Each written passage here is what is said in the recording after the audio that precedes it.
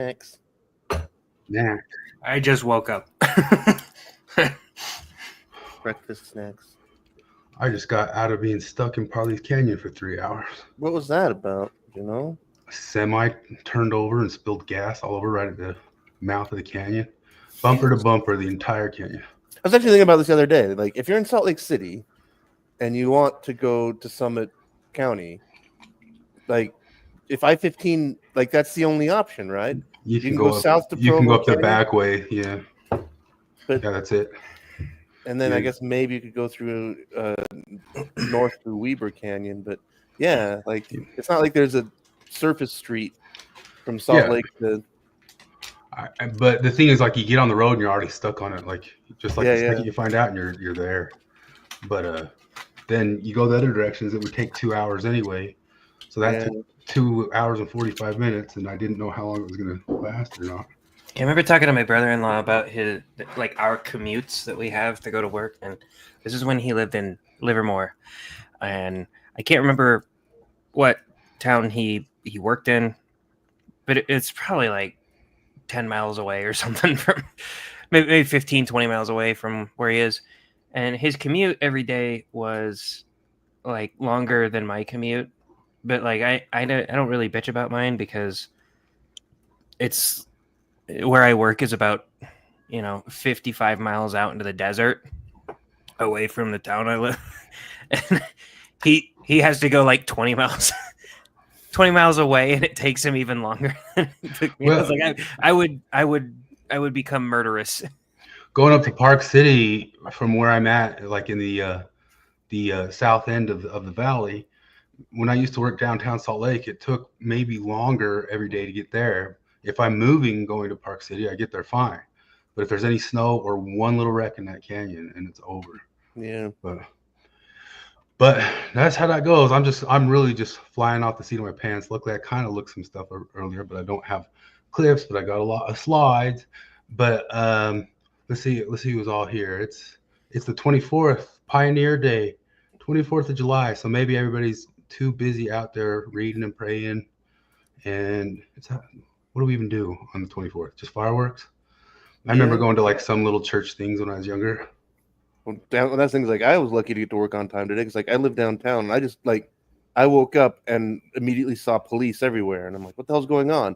And then I remembered, oh yeah, the freaking parade. And so like my street was blocked off when I exited the parking lot of my apartment building, and I had to detour all the way to 7th East to 21st South just to get on the freeway. It's a nightmare. Did you ever watch that? I might have brought it up on here before. That Saturday Night Live skit, The Californians. All they ever do is before they get to anything, they get caught up in talking about the directions that they took to get somewhere. It's like, how'd you get? Well, what are you doing here? Well, I took the 5 and I went down to San Vicente and then I took a right over on, and every single thing gets caught up in that. I feel like Utah's getting that way, especially during construction times. But it's a great big sprawling area nowadays too. But everywhere you go, people talk about the traffic they dealt with. Well, I still cannot understand is what's up with Utah County. That why is driving in Utah County always such a nightmare? It's like I don't believe in superstition, but I swear there's like a ley line of energy that just makes people bad drivers. That's centered on Utah County. We got a Parangari Kutiri Mikwaro in the post right there. I thought it was an R. Parangari Kutiri Mikwaro is the word. If you go say that at the what's it called? The La Bonito Michoacan, a Mexican restaurant in Vegas, you'll get a free dinner or something like that. If you can say that word. That's the Mexican restaurant where Biden got COVID right before the election. He suddenly disappeared and everybody thought, yeah, I heard he's dead. But turns out he was just on Ambien, according to Hunty. I can't believe his assholes put him on Ambien. He would have kicked ass at that debate. Otherwise. Yeah, it's totally the Ambien. It says the Nick Park versions of Flip Jared are good, but not so much for Chris. Yeah, I was wondering if that one was even me in the things, but I mean, maybe I just don't. Maybe I look too much like a claymation character as it is anyway. That one looked more like Jonathan to me. Is it Jonathan? I only saw those ones, but yeah, I don't think it is, but The claymation one. If you didn't don't know, get we're not any AI experts around here. We get them from someplace else who is an AI expert. So yeah, and that might be Jonathan. I couldn't tell, but I didn't see one for me. There's one for Kevin. I could have just put Kevin up and No, acted like I was the attractive one. I'm sure that's supposed to be for you. Was it? I don't think I gave him. Maybe I had some pictures of my hair. If you don't know, my hair grows, but it grows Jack Nicholson-y, so I shave it off. So I don't like it. But it grows about like that. So I sent him some pictures that had hair and all that sorts of stuff. But the Hunter Biden is so. I mean, since I said that already, might as well talk about it because it's only a couple minutes on that one. I didn't have a ton planned for it. But did you listen to all that shit? Do you know that crack was kind of good for you? Wait, what? You didn't hear that? He said crack's actually really pure. It's the way you purify it, and it makes. He was like justifying crack on the thing. People just take a little crack, like they take a little. I think it's actually better for you than alcohol. You want? Maybe he's right, but Yeah, he might not be wrong about that. Meth in moderation. Yeah, and then the only other stuff I remember from it is he said Joe Biden was on Ambien, which I saw on Adam Carolla's with Dr. Drew. Dr. Drew says you're not supposed to be prescribing guys that old with those issues. Yeah. Ambien. Really? No, but it's probably not even true. But at the same time, it's a bad excuse because everybody knew that he like spent like a week or two at Camp David prepping for that before. He wasn't flying around the world. But it all doesn't matter now because he wanted Trump to win because he wanted the Epstein tapes released. Does anybody even care about the Epstein stuff anymore? Like, who fucking cares? Why would that matter to anyone?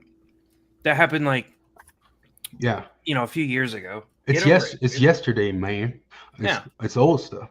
Although I heard a lot of people kind of giving that about the Russiagate stuff coming out, which is both true, but also like that was how is that not like the scandal of the century? Everybody says, well, it happened 8 years ago. Oh yeah, it happened 8 years ago for 3 years. No, you know what I mean? I know. No, I keep hearing Ben Shapiro do the Epstein that happened years ago. Like nobody cares about this. I'm like, dude, that's the biggest fucking cope ever, man. Like it's people still fucking care about it. Yeah. It's a child rape organization. People care, and it implicates people in high powers of position. But yeah, I've been hearing that with Russiagate, which is insane to me. Like, oh, you guys are still on about Russiagate.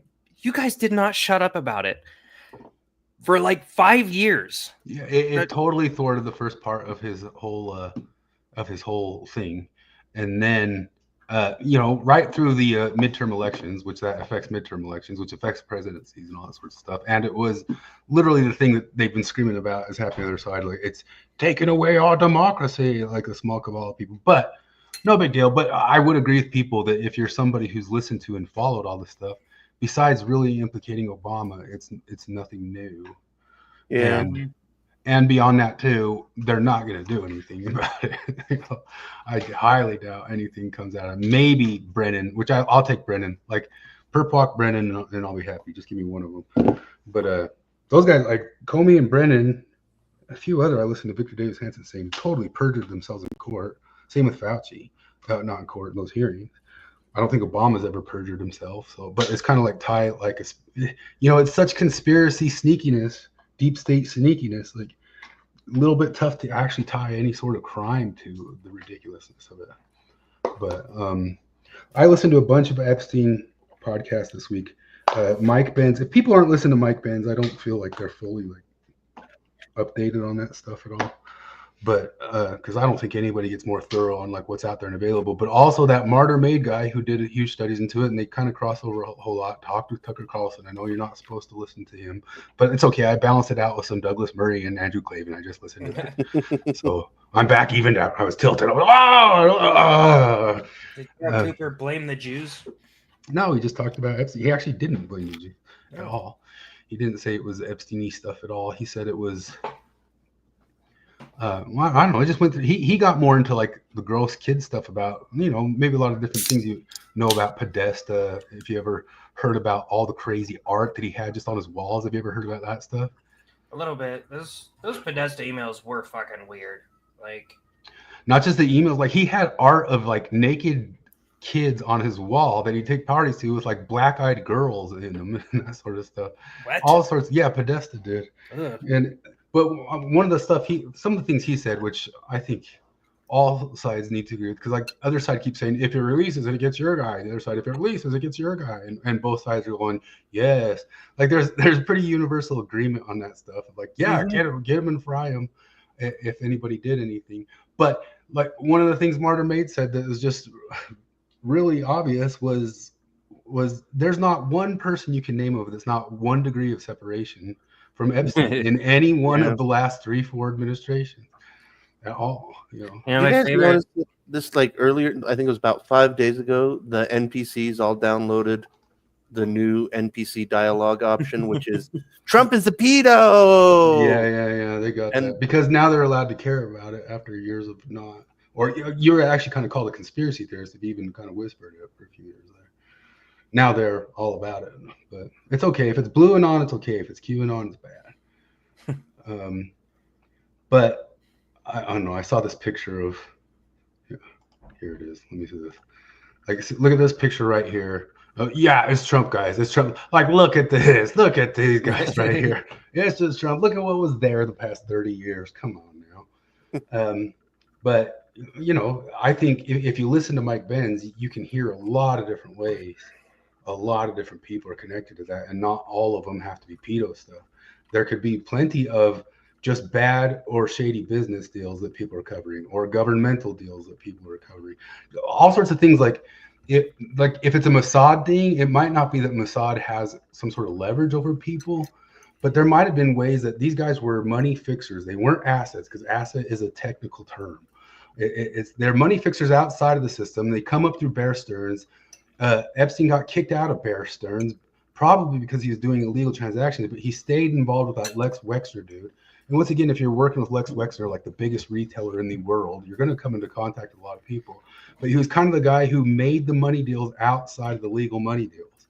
And so there's going to be a million money deals. And there could just be stuff in there of like, there was some agreement, say an Abraham Accord. He didn't say Abraham Accords, but something like that. And part of that agreement was, and we're going to be getting a piece of this action over here on this deal for eternity. And that sort of stuff they don't want released. Just that there were deals made, there were financial deals made to make other deals, and all sorts of many different governments are going to be, financiers and all types of people are going to be pushing just as hard to not release stuff as the pedos. And then if you listen to the Martyr Maid one, there's a ton of pedos there too. There's for sure stuff going on with that. My favorite unimportant conspiracy theory surrounding all that is that Podesta is Chester Bennington's real dad. Oh yeah, I've heard that, and people like compare the face and all that stuff. They look alike. Him and what's his name, and Anthony Bourdain. Him and the Spoon Man. Who's that dude? I can't think of his name. What's the band? Geez, now I can't think of that. It sounded like a Creed type band. They're way better than that. It's so weird how your mind flies on this stuff like this. Something you never forget normally. Thing. What's the name of that band? Spoon Man, come together with your hand. People are screaming at us. And Black Hole Sun. Yeah, I know. Like, what the hell is it called? Well, anyway, he committed suicide a little bit after Chester Bennington did. They were both really expensive. Boone. Yes, Chris. What's his name? His name's Chris. Chris Cornell. And the band. That one will. What's the band? Stay unknown. I can't believe I'm forgetting that band. It was like I can't either. It's because they were part of the whole Seattle grunge. Yeah, they're like maybe number 2 or 3 of that grunge scene, and we're forgetting it, and it's ridiculous. If only there was some way we could find out. No, don't look. It's got to come back to my brain, or I'll get Alzheimer's. All right, I'll look it up, and then I'll tell you. Anyway, Chris Cornell, Chester Bennington, and supposedly Anthony Bourdain was coming out with Soundgarden. So Troy Levitt got it. There it is. But supposedly Audio Slave as well. Yeah, yes. Supposedly those 3 were coming out with a pedo revealing documentary, and that's why they all committed suicide. That's one of the underground little conspiracies out there. But nobody around here believes in conspiracies, just the entire United States and the Epstein one. But other than that, well, I know a whole bunch of others, but not that one. Let me just push next on these slides. I'll just go. Well, the wonderful part about empiricism here, Chris, is that hypothetically speaking, let's say for sake of argument, that you find out some new information and you change your mind due to said new information. We found out new information, and it would appear that Epstein did indeed kill himself. We have Destiny on the show tonight, going by the name of Holistic Sexologist. You just Destinied it up. Forrest says conspiracy is the only explanation left. That is true. I mean, there is weird, creepy stuff. Listen to the whole Martyr Made episode because he goes through some of the stuff that Mike, and then listen to Mike Benz on trigonometry, and I think he did a longer one somewhere else too. But it's all corny and goofy, but it's all not so simple as people think either. I'm just gonna go through the slides. Oh, we already know that one. Mormon crap this week. This one was sent to Jared on congratulations on the baby. Your baby developed sufficiently to have had enough post-conscious experience that grants me philosophical justification to have basic human rights. Although now just the idea of a baby, if you were an immigrant, also has rights. Oh yeah, I forgot about that. If only I had entered the country illegally. How's the first week going? Is it nightmare times? Oh no, he's actually pretty easy. I'm balls tired right now because I didn't sleep too well last night. And I was like, I'm gonna take a nap before this thing. So I fell asleep at I don't know, 5 and had an alarm set for 7:30, and then woke up and I don't know what year it is now. So see, I've never had baby. I've had to deal with puppy and be on constant guard for puppy, and that's bad enough. And I've always imagined first baby month is a blur of non-sleep, but that's just what I imagine. I have no idea what it's like. Yeah, it's not nearly as, nothing's ever as hard as anybody says it is. Here's what I've learned. Okay, my general way for dealing with men and women, maybe a little bit differently, is that nothing is ever nearly as difficult as a woman tells you it is, and nothing is never nearly as easy as a man tells you it is. Risto says that's an AI. Risto, I think, made that baby or the thing, but he says pretty good. But that came from Risto on his congratulations to your birthing of your baby. But I wonder if that AI baby has rights now. Like, I bet you they'd fight for the rights of an AI baby harder than they would for anything except for one that's in a mother's womb at the moment. It's kind of the only spot they don't care about, yeah. Oh, this is just days of 47, 170-year-old Jacob celebrating. I didn't mean to leave this one in there, but this is a kind of funny one.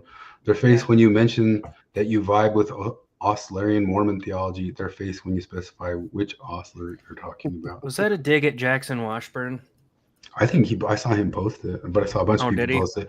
But no, that's a that could go either way, right? Because one Ostler is like Jacob Hansen's favorite, and the other Ostler is the queer Mormonologist. And fun stuff. Oh, we got a Diva's wipe. Oh, did he just self-destruct anything lately? Nah, I've hardly been following him anymore. Mm-hmm.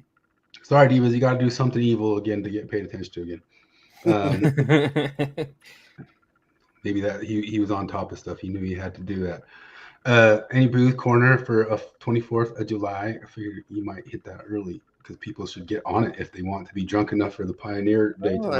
Because it is Pine Beer Day. That's like the non-Mormon secular reaction to Pioneer Day is to call it Pine Beer Day. And I'm just having Busch Light, American light beer, because I lament that I can't get a lighter beer than that in America. That sounds Zionist. I guess this is my booze corners. I'm so annoyed that Americans cannot make English style beer. They seem to refuse to do it. Last Sunday, I went to a local brewery, which is a perfectly good brewery for American style beer, but they made what they claimed was an English ale, and it was all wrong. All of it was wrong. It was too strong. It did not have the right hop character. It was just crap. Like, I mean, it wasn't bad beer; it was just bad English beer, and it pisses me off. Like, because there's one place in Denver that makes honest to God, no screwing around, proper English style beer, and other than that, the only place is the UK, and it just bothers me. I don't know why. America can do everything but English beer. We still had a good cask ale at St. Paul once. Is anybody else drinking for 24th of a sweet berry wine from Steve? Steve, since our claymations came out bad, we need a Steve art of the three of us of the thruple here. Troy's calling for more Latter-day Skeptic for us. He says maybe one day because the All in Favor dudes are pushing the buttons. I haven't watched a ton of the All in Favor dudes. Have you guys? I've watched one or two. Which one are those? I think they're kind of new-ish. Are they? I've never heard of it. What is All in Favor, guys? They were some of the dudes who were on the one commenting on the one that we watched just recently. So the guys who were there that you didn't know that weren't Carden and Jacob, that was them. Do you remember the recent one we watched? Yeah, Right. I think I know who you're talking about. I seem to When we were remember them watching being the cringy. cartoon, yeah. Cade and the other dude, nice guys. I don't watch very much of them yet. I haven't been watching a ton of the Mormon guys. Like so much lately of the what was the Heel Hauser dude? Heel Hauser. I feel like it's been Heel Hauser episodes lately on the Ward Radio. Heel Hauser is the guy that used to be like a PBS super boring guy that Corolla always make fun of. I'm Heel Hauser. And every single thing they do is like, whoa, oh my gosh, look at this weird artifact we found from 1850 that shows that the Hebrides and I listened to a couple of Ward apologetic things this week, and they were both extremely dumb. And like just like you say, they act like it's all like, oh my God, this proves everything. One of them was about the Book of Enoch, and basically like that Joseph used the word lad, and then like other apocryphal versions of Enoch talk about when I was young.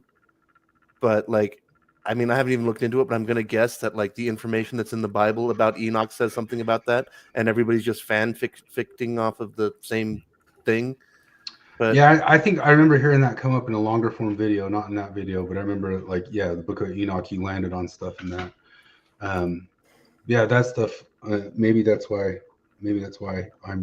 it doesn't click with me mentally because I'm not Hugh Hauser paying attention enough and getting excited about that stuff enough for have it all click. Book of Enoch is apocryphal. Yeah, and that's what they're saying is like he landed on some stuff from that he couldn't have found until it came out later and put that in the Book of Abraham or something, right? This changes everything. Yes. Yes, indeed. Pass the boost corner. All right. Russiagate stuff. At this rate, the only ones not involved in Russia-Trump collusion were Russia and Trump. Yeah, that's actually true. Yeah. Steve said, Carden must have a strong testimony to not lose it from his own show. That's what I feel like. Is that pretend, or do people really get excited about that stuff? I've wondered, like I talked about last week. I went into the MTC and they said, "Wait for next week," and next week was a Corner of the 70 guy just giving the most boring talk in the world. And I looked around and everybody was scribbling in their pads so hard, and I was like, "Are they putting on a show like as hard?" Yes, they're Jackson putting on a Washburn puts on a show. I mean, I think it's partially just cope. Like part of the show is just for themselves to like convince themselves that this is as big of a deal as they want it to be. You don't think it's real excitement at all? I mean, I'm sure there's some things that are like real excitement, but it's like when you find like some I don't know, some place on the coast of wherever that says the letters NHM and you act like, oh yeah, that one. Whoa, this is a slam dunk. Well, I can see how, because that one's kind of quick to understand and grab, and people are like, whoa, that's crazy, because you can say it in a sentence or two to somebody. Mm-hmm. But a lot of them, they're just like teasing out the most dull stuff, and well, they pretend the hype over that cipher theory that we talked about. That was so weird. That has to be pretend. There's no way you're as hyped up about this as you're saying you are, because it's bullshit. And it's not, it's so like loosely tied to itself. If it wasn't bullshit, it would, the same way postmodernist stuff comes from. This comes because the Britt Hartley thing was on. Britt Hartley was on with Dwight from The Office today, finally. But they got into deconstruction. He was asking, I don't even know what deconstruction means. What does deconstruction mean? But we always used to talk about... It means it's when you're right about everything. That's what deconstruction means. But we always used to talk about actual deconstruction is like an acid without a container, right? You put it deconstructs so hard that it will also deconstruct your leftist crap if you really, really did it, you know. But I feel like that cipher thing is like a little bit like the same thing. Like if that could be true, if that could be happening, like anything in the world could. It's almost just like a Derridian thing, or who was the guy? I'm pulling names right now. I mean the structuralist who kind of just said it's just in the mind of the reader. Whoever's interpreting it is what the thing means. The death of the author type stuff. That any text could mean entirely different than what it says right there. You could I could be reading the words of Tom Sawyer, and I could be actually reading the book of the Bhagavad Gita. I don't know, because that's what the words actually mean there. You ever talk to somebody who is like just barely starting to think about stuff? It was Roland Barthes. Sorry, no, go ahead. Oh, they're just barely starting to kind of think about stuff and try to be philosophically minded or whatever, and they'll always ask you the same question. It's always, what if when I look at the color red and you look at the color red, we see different color. Like you see green and I see red, and it's just different to us, and it's all in the eye of whatever. And whoa! You want to know what? Don't go watch the new Matilda, because there's a whole song dedicated to that concept. When she's getting so smart, she can make things move. Like it's in the lyrics. Like, what if my red is not my red, and my red is not your red, and I think there's just something there with my mind, and boom, and suddenly she's making the objects move. That's how Matilda breaks. Yeah, if you have that thought when you're 14 years old, I won't make fun of you for thinking it's very profound.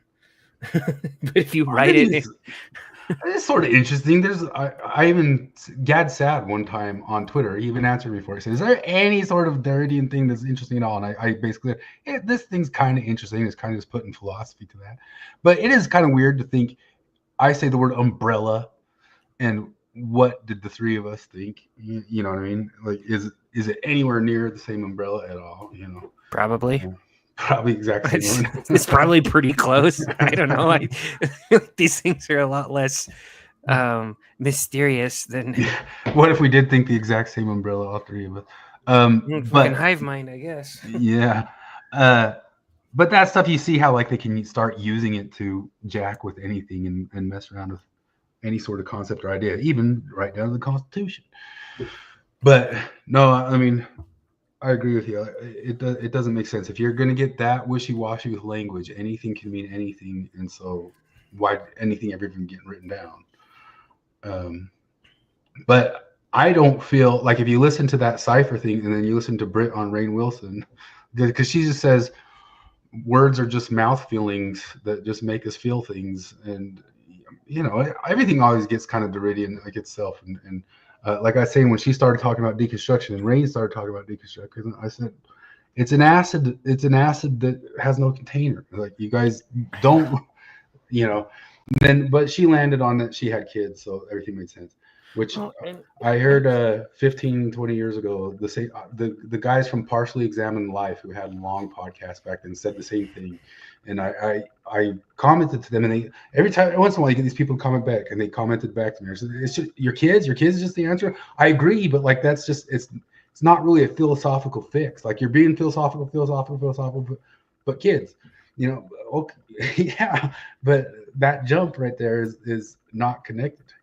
We've done a fallacy, but well, yeah, I like the fallacy. Like, I think it's a good I enjoy that fallacy because I don't know. It's the Roger Scruton thing, articulating the reasons for not having reasons. Because like eventually somebody asks you the color question, like, what if when I look at red and you look at red, we see different colors? Eventually, like, that's kind of an interesting thing to wonder. Oh, well. And then you go on about your day because you pretty immediately realize that there's no possible way that you could determine if that's true or not. Like, there's you can wonder. You can be like, who knows? Maybe Chris sees what I see as blue as red. You know, whatever. But there's nothing I can do about it, and it doesn't really mean anything if I even somehow found that out. Well, that's So- funny because like they got into the concept there of what if the world is just a not an illusion, the thing that Elon Musk likes to say. a simulation. The simulations. And she said, I don't care about that because you can't know if you can't know. But that's the answer to your determinism stuff. Mhm. It's really the same thing. Like we can do the same. Everybody has the moment where you can shrug off and say, that one I don't care, or just jump because kids. And, she brought up Schopenhauer. Well, Schopenhauer is the person who said, well, with those kids, aren't you just thrusting them into the void? Didn't you just birth them into the pain of death? Which I really liked how Peterson got into the talking about like the Abraham and the concept of like he's got to kill his son. But wait a minute, maybe the concept of giving birth to a kid at all is subjecting them to death because you gave them birth. And now they're going to have to go through that. Screw you, which Schopenhauer would say, screw you for that. And I know she's gone through all that stuff. It's just when people go trying to connect it all in this like long-winded philosophical way that is supposed to enlighten your non-spirit into spirituality, whatever that means, it doesn't make a lick of sense to me. But she liked that she had a professor that made her think about books as archetypes. She didn't say the word archetypes, but it basically was like, what if I'm the person? Like, I just kind of all feel like it's Timu Jordan Peterson, but people are going crazy for it. Timu Peterson. Yeah, Diet Coke Peterson, whatever stuff. But Great value. Risa says people deconstruct just enough to where they can create their own religion that fits their life. Yeah, and she's kind of just advocating for that on Rainn Wilson's podcast, and it was so amazing. Everybody said it's so amazing. They're going to buy her book because it's so amazing. And he invited her on to a second podcast.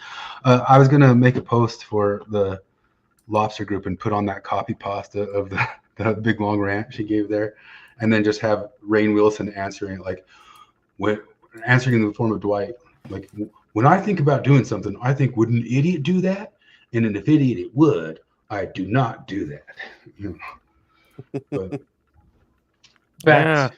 Christopher sent in the chat a website that tests is your blue my blue. No way. How does it test it?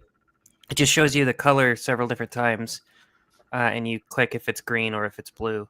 And I think you can kind of tell from like cones and rods and all that stuff too. Yeah, and then it shows you once you do it a few times, it shows you where the exact hue of blueness you start determining blue. So wait a minute, there's an exact binary somewhere in there, or is it all a spectrum? Well, I mean it's the colors, so it is a spectrum.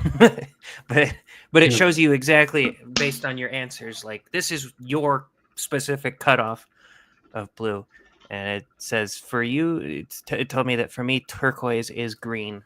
It's not really green. I didn't call it green, but your only options.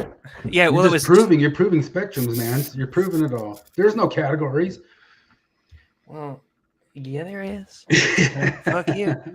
There's color is actually a spectrum, and but there's also categories. What about a hill and a valley, man? There's hills. So since they're hills, a valley can be a mountain, right? Okay, Socrates. let's fuck off with this sand heap question here. I'm Jody Butler. I figured I could catch in when you're tired from the baby. I'm gonna get you all postmodernist in your brain just because you exactly. That's how you do it. Exactly how many centimeters above sea level does it have to be before it's considered a hill? What incline is needed to be a hill? Well, all I care is that a hill? Because there's hills, a valley can be a mountain. That's queer theory. There's hills. Well, there's hills, so a valley can be a mountain. What? Yeah. Anyway, back to this thing. Obama. Jimmy Dore says, finally, Russiagate, the dumbest, most easily debunked conspiracy theory that painted a sitting president as a traitor, gets destroyed by their own documents. But then this is Trey Gowdy, former U.S. attorney, just says, Obama has immunity. Statute of limitations is run. While this may be news to some people, we knew every bit of it back in 2017. Basically, Nice just logic there. but yeah, but also just basically nobody's gonna do nothing. Nobody about that. No, like I got in the NPR comments fight with the guy, and it was just funny because he's like, well, "What's the evidence that Obama did anything?" I'm like, "It's literally in the leaked documents." Well, yeah, but what's the evidence? His Like, emails and it's right there. That's the evidence. Yeah, but I mean, but what's the evidence? Like, literally, that was the conversation. Sounds like I'm that just like, God damn Wendy. it.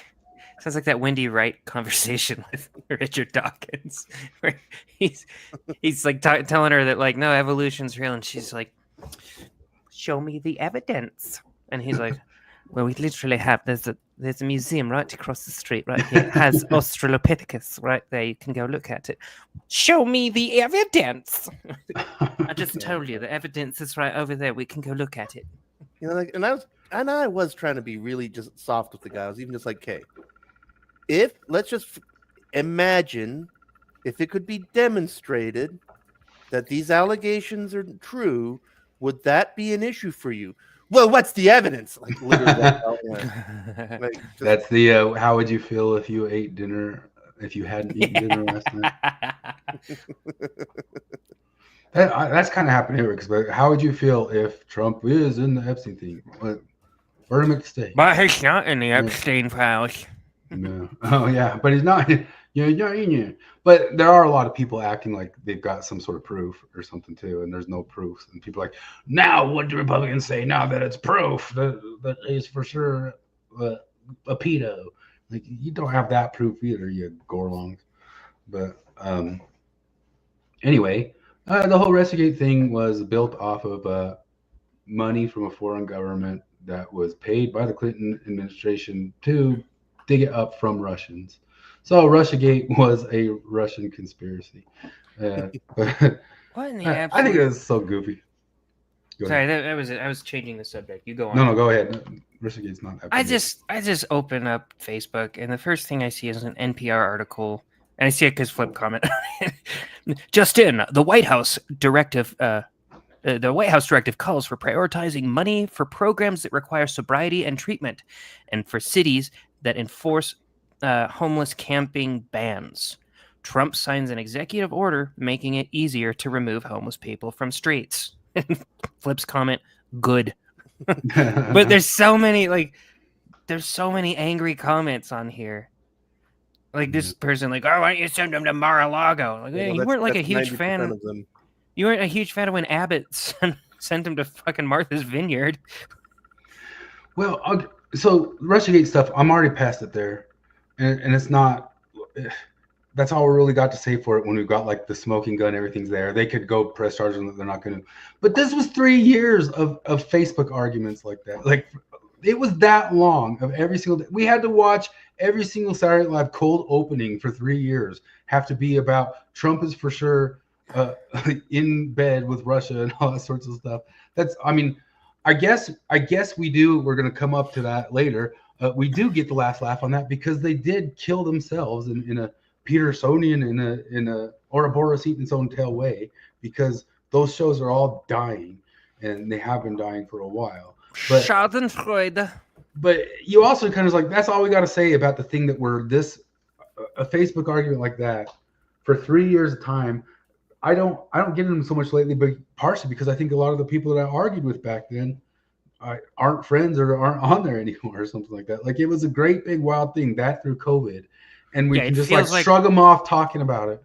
No, it does feel like COVID. A bunch of people asking you to shrug off something that feels kind of unshrug-offable, like things that they cut you out of their life for. Like the whole COVID thing, it was always like, oh, you know what? You said things you didn't mean during COVID. First off, no, I didn't. I said things I didn't mean during COVID. We need a fresh start, a clean slate, so we're all good. Like, hold on a second. You called for me to get fired from my job and forced me to choose between that or getting a vaccine that I did not need at all. And all of the information told us that I did not need it. And getting it didn't help anyone because I could still get COVID. I could still spread it. got it anyway, and I got a couple of weeks off work. That was nice. It just cost us our entire economy. But like that was what you called for. You called for me to be cut out of public life entirely. You wanted me to have to get a vaccine passport in order to do anything. Like go to that fucking grocery store. You ruined every part of everyone's life. And There you go. I said, hey, don't do that. Like that's what I said that that you push back against. I said, I don't know that these vaccines are as effective as they're saying they are, and I don't need it because COVID doesn't. It literally will not kill me or anyone within a 20-year age range of me. There was some guy who I was pretty good friends with him, kind of like we are with everybody here on the ex-Mormon world. Like we'd always kind of go into the same chats and go after the same people type stuff. And then the China thing came up, the COVID thing, and he had some girl who was, the guy was like a professional or even like a university photographer. And so he had kids in his class, and some girl from his class said, it's racist to say it comes from China. And I put under it is not racist to say it comes from China. And they said, yes, it is. How's it not? And I said, well, first off, there's all sorts of different races inside of China. It's not just China is not a race. Yeah, but it's also just not racist to say that it comes from a country. It's just not racist. The guy unfriended me, blocked me. I never heard from him again. Like I just couldn't even answer back or say anything. Yeah, but he unfriended me with a message saying, you don't have to be a dick about it. And then I got unfriended by a friend who she's Asian, and she jumped onto the Stop Asian Hate thing for the week and a half that before they figured out how much they're shooting themselves in the foot with that one. And she's just talking about how these Asian hate crimes are going up and how we need to stop it. And I just asked her, who's doing it? Can you tell me? Can you tell me who's doing the Asian hate crimes? Is it these white Trump supporters that you're pissed off about? Are you one of those human biodiversity guys? You're one of those racials. Reese says they floated the idea certain people shouldn't have access to hospitals. That was just a late night joke from Jimmy Kimmel. Oh, I know. Like they just it was nothing. Like, yeah, you should die. The thing is, like all these things, all this time later, it feels like there's no reconciliation with it. There's no, hey, let's review that and see who lost their brains and who didn't. Let's let bygones be bygones. I'm the abusive husband who kicked your ass, maritally raped you for years, took money from you, gave you black eyes, and you called me a dick a couple times. Bygones be bygones, Steve Elias, I wonder how many presidents might have been KGB agents and we never knew. Well, I mean, go listen to Razor Fist coverage of the McCarthy era stuff. Oh, hell yeah. Because he even points out it wasn't really so much that they were KGB agents, but they were helping protect people in the government who weren't going after people. So it's not a whole lot different than the Russiagate thing. It's just that he points out that all McCarthy never actually went after communists. He went after people in government who were hiding communists. Like he was going after the government hiders. He was kind of going after like the deep state type people. And one of them was, I think it was, who's the guy that Benson worked under, who people called Benson crazy for saying that he thought he was a commie. But Benson was right about everything. Yeah, which this happened this week. Steve Benson, skiing Pulitzer-winning cartoonist, dies at 71. Did you familiarize yourself?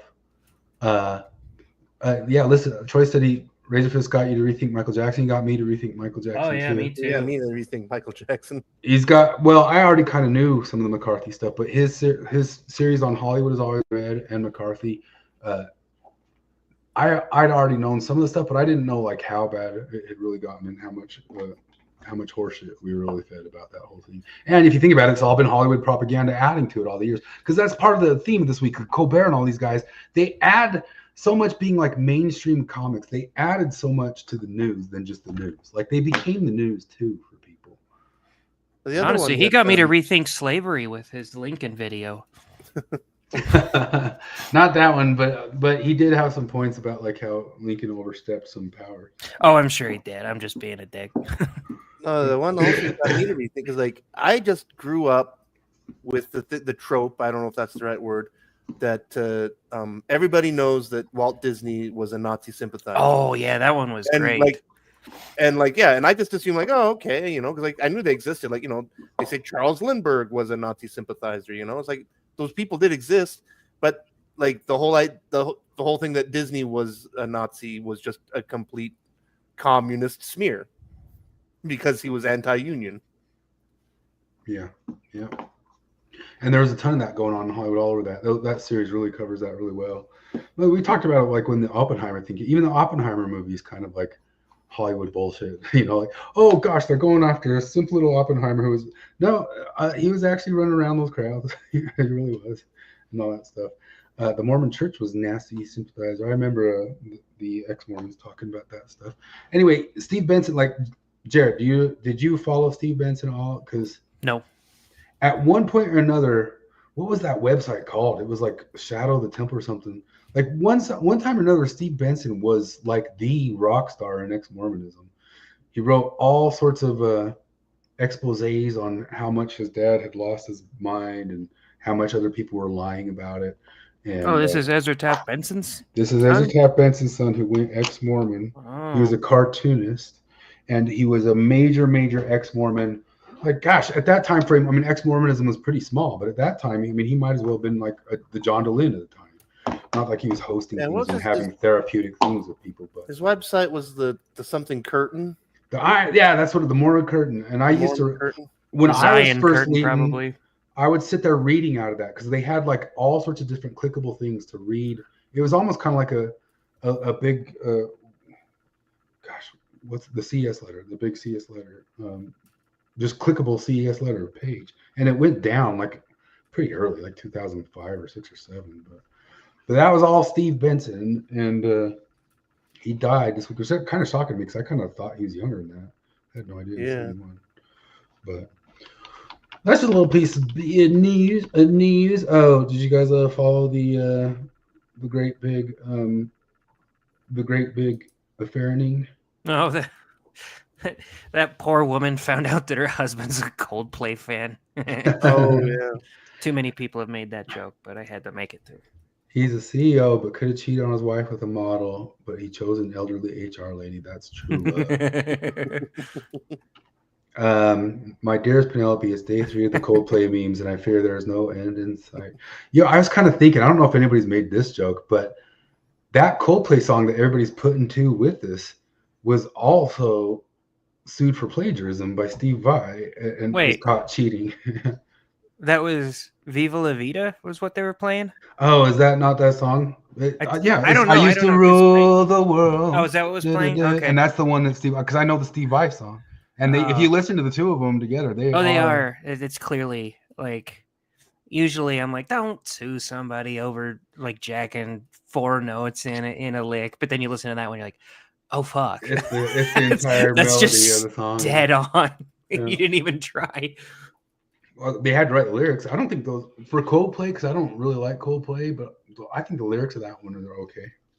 I don't really hate their lyrics aren't offensively bad. I don't hate them as much as most people do. I love dogging on them because it's funny. But I'm definitely not like a huge fan by any means. It's not hate. It's just they're craptastic. Yeah, it's like, whatever. Mobilist says Coldplay had good songs at the beginning. I agree. Like before they got Brian Eno produced, I like their original stuff. I just recently learned that they have songwriters. They don't even write their own songs. They've got like the same team or whatever that the Brian Eno team. Yeah. The U2 team. There's some sort of song by MGMT, which I think they should have used Brian Eno because their follow-up albums weren't any good, but that's because they got all avant-garde and crazy. But they have a song like Brian Eno. Brian Eno, what does he know? Because they tried to make them go with Brian Eno for their follow-up albums. But I think people start out with their first albums and then like. Well, you ever see the amount of songs written by that Semisonic guy? Yeah, that's crazy. That's insane. And actually, one of my friend's uncles tried to write a song for U2, and I think they rejected him or something. It was, you know who Kevin Sharp is? Mm-mm. He was really big in the 90s. like a country, like a pop country singer. Not music that I would listen to, but he was very popular. And that was my friend's uncle. And it was kind of funny because when I'm waiting for my visa on my mission, this woman, we're at her house and she's talking about Mormon celebrities. And she's like, "Oh my God, did you guys know that Kevin Sharp is Mormon? He wears a CTR ring in one of his videos." I was like, "Yeah, my friend's living at his house right now." So she thought that was pretty cool. Wow. Brian Eno worked for, or look at this from the AI overview. Brian Eno worked for and collaborated with a significant and varied number of bands and artists. It is impossible to give an exact number due to the vast scope of his work as a musician. Talking Heads, U2, Devo, Ultravox, Coldplay, David Bowie. Is this the Semisonic guy? This is Brian Eno. Brian Eno. Brian Eno, you can think of the U2 sound and anybody who copied U2. It's kind of like Bob Rock for rock and roll stuff. Like Bob Rock went with everybody.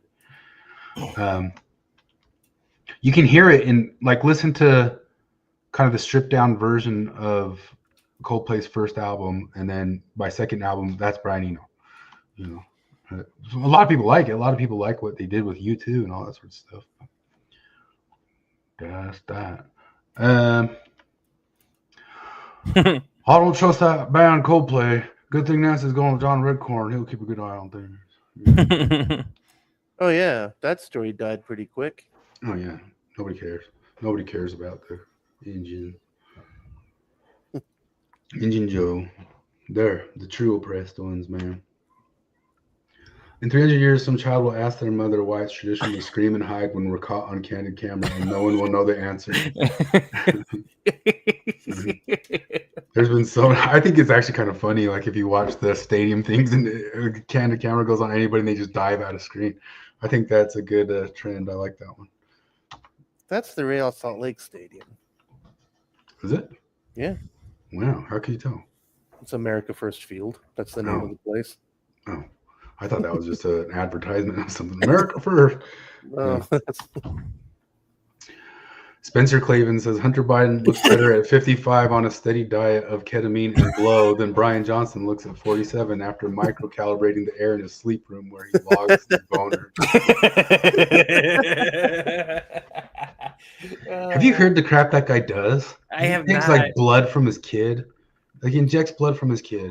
Really? Yeah, and he does like he does testing to see how much like night boners he has and all that stuff. Like, he gets like adrenochrome from his kids. Or Yeah, something like that. it really does.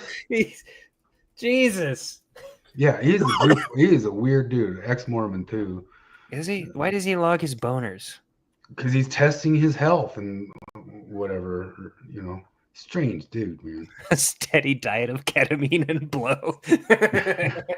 It's a little bit like the what's the old joke of the Rolling Stones guy that, you know, he'll never die. He was around. Keith Richards, Yeah, Keith Richards won't die, which I mean, I guess we got coming up, but it must just be a bottleneck of like shit that's trying to kill him at the same time. It's just all and they, like they just can't get down the funnel. that makes sense. That's a Burns joke. That's where I got that. I was like, I know that comes from somewhere, but that was Mr. Burns in an earlier episode of The Simpsons. He tries to find out what disease he has, and they tell him you have everything. It's just that they've bottlenecked and they can't quite get in there to kill you. Starbase Claus says, dude would have been more normal staying Mormon. Yeah. Reading Blood Meridian again. All right. Yeah. That, I don't know why you thought of that. Maybe it's because like the creepy skin of that guy, but like anytime I see some sort of like creepy fleshy dude, I think of the Judge.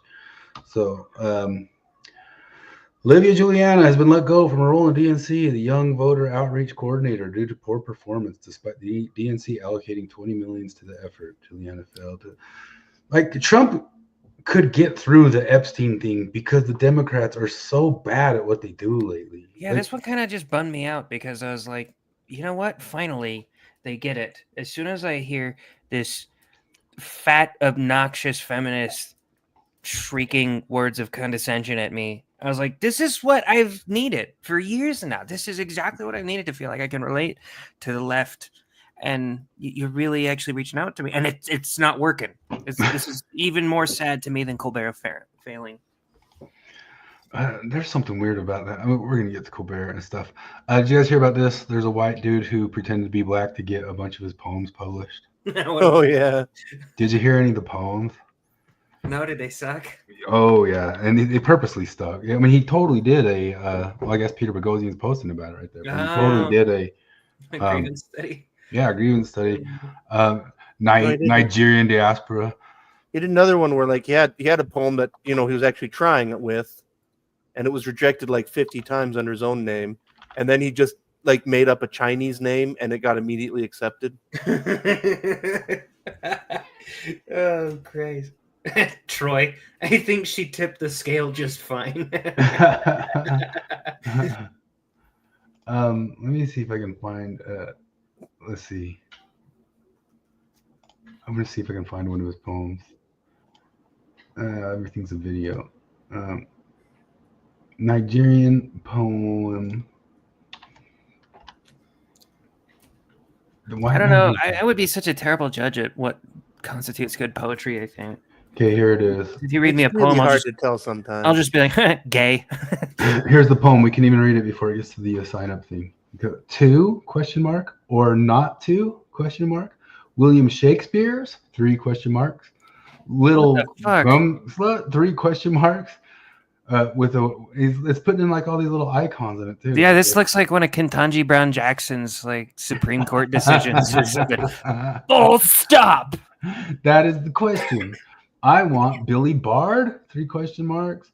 To spank ? 3 question marks. My big ? 1 question mark. Juicy ? 2 question marks. Fanny ? 3 question marks. While he pens his question, what is the question mark? His sexy, sophisticated plays. I'm after each word there's a bunch of question marks. Yeah, you gotta convince hipsters that you're being smart, and it's actually very easy. You just gotta be really insistent about it. So the question mark thing, if he had just done it twice, it might have set off some alarm bells. But where he did it just so fucking constantly, these idiot hipster pukes are just like, and it's got to have like weird provoking sex words in it too. Like it's got to say stroke his penis. It says that in there. Slut liloquy is in there. Yeah, but it's as daddy. So that won 2025 Best in Net award. And when they found out about this, they demanded the money back because he was taking it away from Voices of Color. But he didn't want to give it back. Steve said, I asked AI to write me an indie-style poem about a sad circus clown hiding his tears behind a jelly face. It was hilarious. Is that the one you posted? I think I read that. Yeah, that was Steve. He posted some in response to me because I'm in the shower and I'm like listening to music, and for whatever godforsaken reason, the YouTube algorithm thought I wanted to hear a song of an indie girl singing about how I smile and you think I'm all right, but I'm not. I'm not all right. And I just Morgan just hears me screaming in the shower. And I walk out of the shower and drench the bathroom to change the fucking song. That's funny. You just can't even handle it that much. Yeah, I'm embarrassed. Like, what if somebody comes over? What if somebody comes over to my house and here's me in the shower and they think that that's what I listen to on purpose? That would be terrible. That would be the most embarrassing. You have to commit seppuku. I know. I swear to God, I'm not like this. I'm not all right.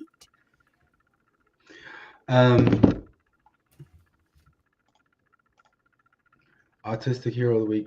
I work with a dude who's definitely slightly autistic. Today, the boss came in and told us one of our coworkers is taking time off because their spouse died. We were all just sitting there in silence for a minute, and then he went, "My wife," in a sad Borat voice. I love guys like that. I love guys who don't get it. As much as I say I'm autistic and everybody around me thinks I'm autistic, like the simple fact that I'm aware that I might be autistic makes me not autistic. Yep. There's got to be the guy who just doesn't even know why that doesn't go right there. Those are the guys I love. You gotta be basically James Damore, who doesn't. He's the only person I know that I would actually believe was genuinely shocked that his letter that he wrote to Google got him fired. I was helping them. They asked for help, and I sent them help. For feedback, and I gave him feedback. I really don't understand it. I think he means it too. Troy says AI is super good at mimicking meter and rhyme. You can have it write a poem in the style of Poe the Raven about pretty much anything, and it'll do it. Yeah, it's crazy. You can take another poem and put it in there and say, make a whole different poem about this, but have it match kind of the meter and rhyme of that poem up there. And it's wild. Bank of Canada urges Star Trek fans to stop spocking their fivers. No, fuck you. It looks awesome. That one's been around for ages. Zuby ripped off Flip. If your race, Oh. gender, or sexual orientation is in the top 50 most interesting things about you, then you are boring. Flip said that first, like 15 years ago. I have a We got a tough Divas time. wipe. Go ahead. What was that? I'd have a tough time listing the top 50 most interesting things about me. I really hope my race isn't on that list, but it might be very uninteresting. Death of two legends just this week in a couple days. Not just legends, but they're undisputed kings of what they were famous for. Like Ozzy's the king of metal, 100%, creator and king, and Hulk Hogan, creator and king of WWE wrestling. And I think it's kind of funny because we were joking that Chuck Mangione also died, and I noticed, but yeah, well, he's the one who had talent. But these guys were famous, you know what I mean? Yeah. It's not to say Ozzy didn't. Like Ozzy could sing well, but and He just had a cool voice. Hulk had ways. Some people just have cool voices, even if they're not conventionally great singers or anything like that. It's just like a tone, and Ozzy has a cool tone to his voice. I sometimes hear other singers and they put on like some sort of little thing on it, but it makes them popular. I'm like, well, maybe that works for people. Maybe we should do it. We used to explain the popularity of WWF in the 80s to my kids today. I said before, what's the Dunbar number? The Dunbar number is like 150 people you can have a relationship with. Well, I spent that all on wrestlers in my 10s, and so that's why I haven't been able to keep track of what anybody else has been doing since then. Sorry about that. Spent it all. I thought I was smarter than everybody else when I figured out that pro wrestlers aren't actually like. I mean, they're doing a lot of physical shit, and it's difficult, but. Like when I was like, this actually isn't real. He's not actually punching. I thought I was so fucking smart when I was like a 6-year-old. And I was like, I can't believe all these people in the stand think they're really getting punched. And then at some point, you're like, you jackass. They know it's not like a real punch. It's so funny how the wrestling, we talked about it before, it's gotten like so second tier kayfabe that the trash talking in the ring this year, one of the guys was trash talking to the other guys that he's no good at selling the fake hits. Like that was part. That was part of the trash talk in the ring. Like, you don't sell it. You don't sell it at all. Like, well, screw you. Nobody likes you. They know that you're stiff. Stiff means that you actually hit too hard. You're stiff. So if this was like a real fight, stiff would be pretty. That would be what you would want to be, right? Like, you're stiff in the ring. Okay. But Hulk Hogan and Ozzy Osbourne, I love that they both existed. My 80s are dying. Malcolm Jamal Warner too. Oh yeah. I left him off because he was almost as ubiquitous in the 80s, but it would have to be Cosby to be the same level of king in the thing. But man, how did he fall off so hard? Like, how do you have like that big of exposure and then not turn it into more? I don't even know who Malcolm Jamal Warner. He's the oldest son in the Cosby Show. Oh, okay. It's like in the 80s, he was everywhere all the time. Well, Cosby Show was everywhere all the time. But yeah, all our 80s are dying. But both of these guys, I wouldn't change anything about their lives and career, but you can also spend days and videos reading about how they screwed other people over. Each one of them screwed other people over so much. That was another good razor fist rant. He did a good Ozzy one the other day. Yeah. Well, he didn't want to give credit to any of his writers. He used a bunch of ringers to write his songs and to play the guitar stuff. He always got great guitarists. He didn't want to give them any writing credits to stuff. He'd screw them out of it and ghost them and vanish. It might have been Sharon Osbourne doing it. He might have just been out of it. But do you remember when he collabed on that Post Malone song like 5 years ago? No. Oh, it was hilarious. I'm pretty sure it was Post Malone, and I'm pretty sure people were trolling. They were just trying to piss off Black Sabbath fans by saying, like, dude, Post Malone is such a nice guy, giving this obscure Ozzy Osbourne dude a start on his career this late in life. That's just a sweet thing to do. He's so nice. What? You want to know what though? I think Ozzy. I said this to you guys in the chat the other day. I think Ozzy is what do they call like the first person who catches disease, like patient zero. He's patient zero of a celebrity who had all the mystique in the world, who lost it all in the world because of reality show like stuff. He was in the 80s and 90s. He was the most mysterious, wild man, crazy, wild child, underground, tough guy, metal dude. And then you find out he's a fucking idiot. And he sold it all the way down the river to become a reality star and became just a ridiculous goofwad. And it never recovered for me. Like, I remember when the movie Little Nicky came out, Adam Sandler crapper. Oh, what's today? Happy Gilmore 2 is almost out. Oh, Jeez. It's gonna rock. We're in the future, man. We'll get all the same movies and all the same stuff over and over again. But man, I remember Little Nicky. He pops out in the end of that. Not to spoil it. I know you don't want it spoiled, but I'm spoiling it. He pops out in the end of it to bite the head off a bat, and I thought that was like 2000 or something. It was before the Osbourne stuff, and I thought it was so wild that they could talk Ozzy Osbourne into being a comedy.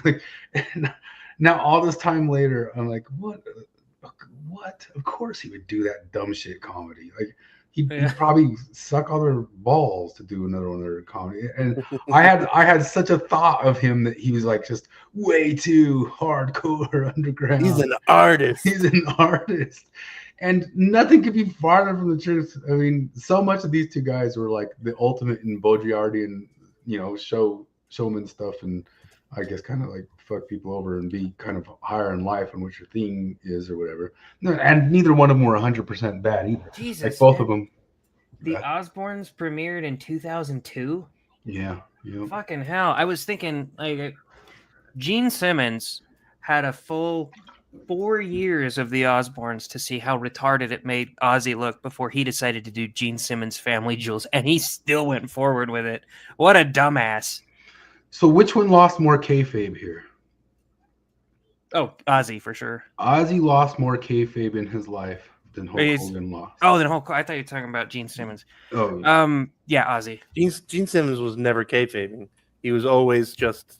I'm here to sell it. I'm here to sell the thing. Yeah. Well, I kind of appreciate that about him. But yeah, Ozzy was more kayfabe than all of Hulkamania. I realize I'm bipolar because first half of my life I suffered from Hulkamania, and now the second half of my life I suffer from Hulka depression. Oh, that's half your life one part of the pole, and half your life the other part of the pole. Britt Hartley will help you with that. Yay, she'll walk me off. I can tell you, Britt Hartley, I've come down. I wouldn't call it nihilism. It's more like Hulka depression. I'm real sad right now. It's a sadness you can't cure, brother. I can't point. I can't sell a punch to my face. If somebody punches me, I just sell it. I mean, that's not Hulk. Hulk wouldn't do that. I sell it every time now. And I don't know if when I see red, you see blue. Tell me the answers, Britt. You're thinking too deeply. You're deconstructing things now. And now you've hit like a part of your life where stuff's not just all happy and 80s red colors and stuff like that. But I don't know, Britt. I feel deterministically, fatalistically fated to just make all these decisions and remain in not kayfabe forever. I went through it once when he turned heel and went with the NWO. I mean, maybe I did hit a bit of Hulk depression then, but it went right back to Hulkamania pretty fast later, and I was able to do a bunch of other stuff. But yeah, and then the Ozzy stuff. Like I don't think there's any dark princes of nothing anymore anywhere. I think I remember thinking Marilyn Manson was all that dark and spooky too, and that was probably just as dumb as anything. No, that's when I always saw through. And like I remember, I felt clever, but all I did was make all my goth friends mad. Because even in the '90s, I had a joke that I said I don't believe in Marilyn Manson for the same reason I don't believe in Santa Claus. It's a guy in a costume. It's a guy in a costume who exists to sell kids things in malls. That's how I saw that immediately. That poor bastard is so he's ugly as sin. There's no other way he could have gone. So good for him for being able to market. Did you ever see the conspiracy theory that he was Paul from the Wonder Years? Yes, No. that's classic. Yes, You've never seen that one? Because a lot of people believed it for a long time, and a lot of people thought Billy Corgan was the kid from Small Wonder. the other one they always said about Marilyn Manson was that His ribs. yeah, he had a rib Yeah. removed so that he could perform fellatio on himself. Yep, that's the first thing I heard about him when I was a kid. Years. What's that? That's the first thing I heard about him when I was a kid. This one? Because no, the my friend was like, dude, Marilyn Manson, he had ribs removed so he could suck his own dick, and I was like, oh wow, like, did it work? I'm like, yeah, I think it worked. He can suck his own dick. They're like, yeah. I was like, fuck, he doesn't need to talk to women ever. We need to do that. Holy shit! If I could suck my own dick, why would I ever talk to a woman?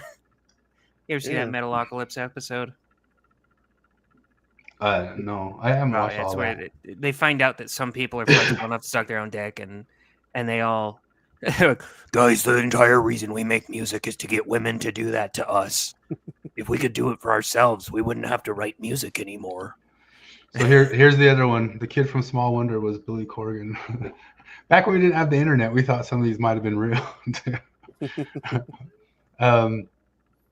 There was no way to know. You heard the whole thing now that Billy Corgan actually played into that he and Bill Burr are actually brothers. Yeah. Mm. Well, he said he wasn't sure. He's like, my mom tells me that, or my dad. I can't remember exactly. His dad bedded tons of women all over the world. And stuff. Yeah. But I guess it'd have to be telling Bill Burr, like, hey, Billy boy, I think your mom had a throuple with my dad, and Natasha Helfer said it was cool. And so your family stayed together, you know, you were able to communicate through it because that's all that really matters, you know. But anyway, I guess getting to the Colbert stuff and all that, which is what I'm working towards, because we're also going to, the throuple things about Helfer, we're going to talk about Helfer. Look at this one right here. People doing like Michael now.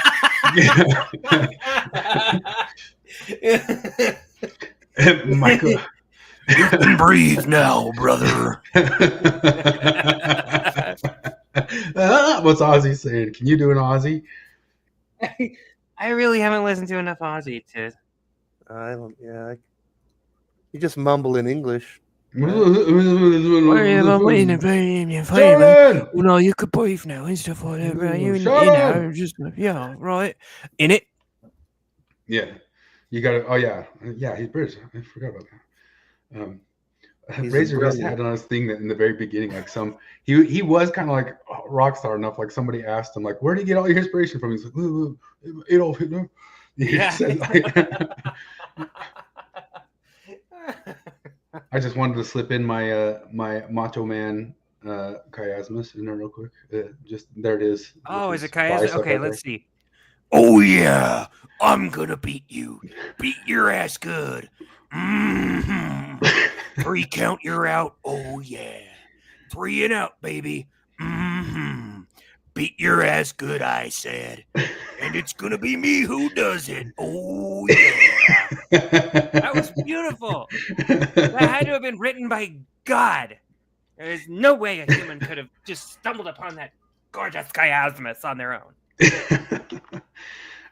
Jared's just entered the book club. I don't have a book club, but you reported on the Zelda thing.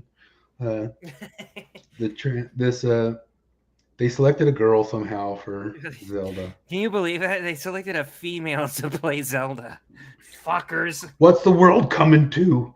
What's the world coming to? We got a president who knows Epstein.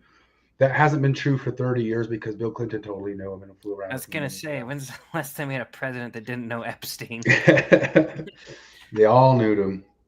Yeah, he goes back through the bushes. He goes back through the bars who were. Oh, this picture, this was wild to me because, like, I don't know if you guys noticed this. I'm sure you didn't actually notice it, but did you know one of the women in that picture is transgender? I know. Get your eyes checked, you old man. It's I didn't look how bad my vision is. Can you see that? Whoa, Good whoa, Lord. whoa, whoa. I fell down 2 sets of stairs today because of my blind spot on these. the amount of one of the biggest sympathies I have towards trans women is the amount of gaslighting that they go through. And I'm not even kidding. Like that would be a terrible way to go through life. Everybody telling you that you're fucking awesome when you're just not. Like imagine you turn out looking like that, you know? Like I'm sure there's actually women. Like I don't think Jamie Lee Curtis is lying about this. Really, I don't. I think the people who are telling her this are lying to her about it. I'm sure there's a million suck up yes men bitches who are like, could believe oh my it. God, wait a minute, your daughter is trans? I had no idea. Like, I yes, could believe you it. fucking did. I could believe she's actually had the question when somebody just saw her with the other gal there, because that gal looks like a WNBA player a little bit. And so they're like, oh, is this your trans daughter? And like, no, that's my other daughter, but I'm so flattered you couldn't tell. Oh, but I didn't get the comparison picture. I could imagine that happened to her. But even though the other daughter's kind of bigger looking or whatever, she's still pretty though too. I should start a business where I hire only trans women, men's strength, women's wages, no maternity leave. I'm so smart. Candace Owens is getting sued by Bridget McCone for calling her a man. They're getting sued. Really? Getting sued. 100% sued. So I don't know if she gets to get discovery. Like she has to have a DNA test or something to show that she is. Yeah. How's that work? Yeah, they could do a DNA test, or maybe she has to pull her pants down. Like did you ever see the movie Stay Away Camp? No. Go look up Stay Away Camp. Everybody's if you haven't seen the movie Stay Away Camp, go look up Stay Away Camp and just look up the final scene. Because that movie has a crying game ending where I guess I gave that away if you know what the crying game ending is. Yeah. But, it has a crying game ending, which is actually kind of a shocker because you didn't know. But it happens with the pants pulled down because it's also the murderer who is, that's not good for the trade. Is it Sleepaway Camp? Sleepaway Camp. Camp. Yeah. Go watch that final scene and be like, what on earth is this? Because it's just this creepy thing and pulls the pants down to reveal. That's not Sheila. Will Riley says, after we win, a lot of people will need retraining, not in camps or anything Parsons for either side fantasize about, just in the same corporate board and video rooms where they were taught lunatic nonsense. Fortunately, consultancies ready to do this at the elite level are coming. Around a third of liberal students think professors should be reported for saying that biological sex is a scientific fact and that there are two sexes. Oh yeah, Ace Ventura. You want to know what? Go watch the show Ace Ventura. I think this is something that my old girlfriend, who was kind of a bit ditzy, I flip nose her, she came up with this, not even realizing it. In the moment that he realizes that the kicker is the woman who's the man, he sits there going, I'm a lahu the her. Lahu the her. You know that thing he does in Ace Ventura, I'm a loser. Loser. And right when he notices, he goes, Zer? And she goes, is that where that comes from? Is that why they call them Zers? He's right there. I'm like, oh, holy crap. Like, what? And she was dead serious, too. She thought that was the moment. Watch the moment. Like, he sees it in the picture. I'm a loser. Loser. It works. No. I should have a Foucault wipe on and stuff. Who's to say what's to say? That's just, who's to say what's to say? Divas boom. Will Riley asks, is a male rapist who sincerely identifies as a female a woman or a man? 99% of responders say a man. So that's Schrodinger's rapist.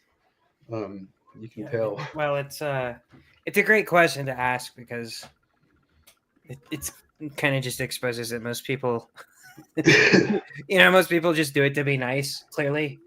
And if you don't have a reason to be nice to somebody, Like if suddenly Yeah, you're right. Donald Trump started identifying as female They'd say and went no. full lefty, they'd be like, "Oh yeah, you look like a man. I can see your jowls, your 5 o'clock shadow. You fucking kidding me?"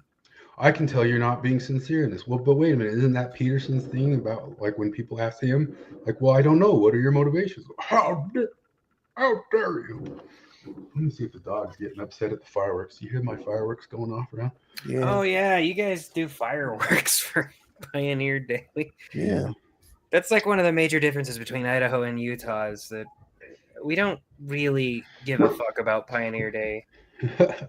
No, like also, Is the it even a fireworks thing day? is so funny because like no one has ever even tried to make a connection between pioneers and fireworks. Like it's just like, well, we've already got them.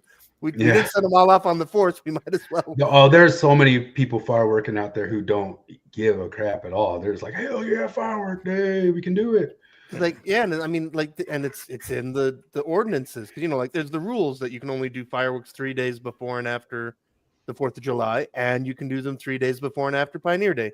Like they wrote it in the ordinance, and like I wish I could have been in that meeting when they're like, if anybody's like, so what's the connection? How are we going to sell this? Like, we had a bunch of neighbors celebrating the 12th of July with fireworks. So. Starbucks Cola said, my dad would bake a cake, but we're not from Utah.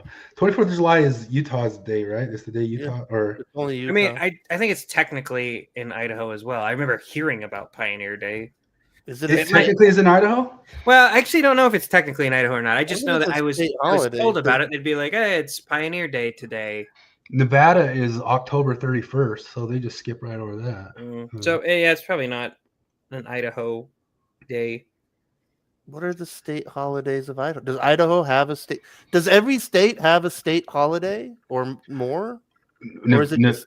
Well, I don't know if they do a different one, but Nevada definitely skips over October 31st as a state day because it's Halloween. But they don't talk about that at all. So let's see.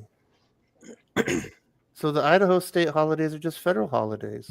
You guys don't have a state holiday. We don't have a potato day. There's no potato day. At least you don't. At least banks are open on potato day. Did you see? You could have logged into 10 or doing a 24th of July pie and beer. Not logged into. I guess downtown they're putting on a comedy show. We could have gone and seen comedy. Oh Christ. Okay, Helfer time. Or do you want to do Colbert? Colbert first or Helfer? Hey, I don't care. Yeah, Colbert's kind of more in line with talking celebrity stuff, and then we'll finish off on Helfer. You fucking shut up. You cannot possibly think that that's what this is. We are officially at the polling comedians off the air who criticize our dear leader phase of fascism.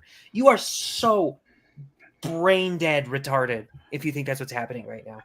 Like, what kind of fascist leader is like, pull him off the air, but do it in 10 months or so. Give him another 10 months, one more season at least. It's also like, if he was the only guy on network television shitting on Trump, but they all are consistently all the time and have for decades.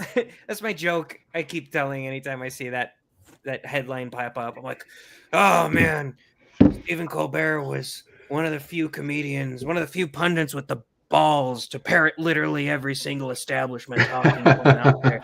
He is gonna be missed. Well, let's see. Oh, the WNBA has been coming out mad that they're not getting paid too, and he's mad that he's not going to keep getting paid, or they're just colluding with their merger. They say CBS is trying to collude with Trump or appeasing Trump because they want a merger and it needs presidential approval. CBS collusion. Yeah. Did any of you guys watch the new South Park? Is it already out? Yeah. I was going to get to that. Well, they just signed a $1.5 billion deal to keep producing stuff. And a bunch of people are saying, well, these guys are getting canceled because they're anti-Trump stuff. And I guess the first South Park is coming out hard at Trump and Epstein. Right? No, that's exactly. It's them just saying exactly that. Basically, like, I mean, it's all satire, but like they dump on Trump super duper hard with AI at the very end. It's in that South Parkian kind of way. What channel is it on? Paramount Plus. Oh, see, now I gotta what made me sad though is I really, really loved the running joke of Garrison being Trump, Yeah. and now he's just Trump. What's they're Like, saying? You yeah. can't make fun of Trump, and those guys make No, fun of Trump. He's Saddam Hussein. Like it's I know Yeah, he's he's swapping the out. same I voice saw and the everything. yeah, I it's saw the the Saddam commercial for character it. just as Trump. Yeah.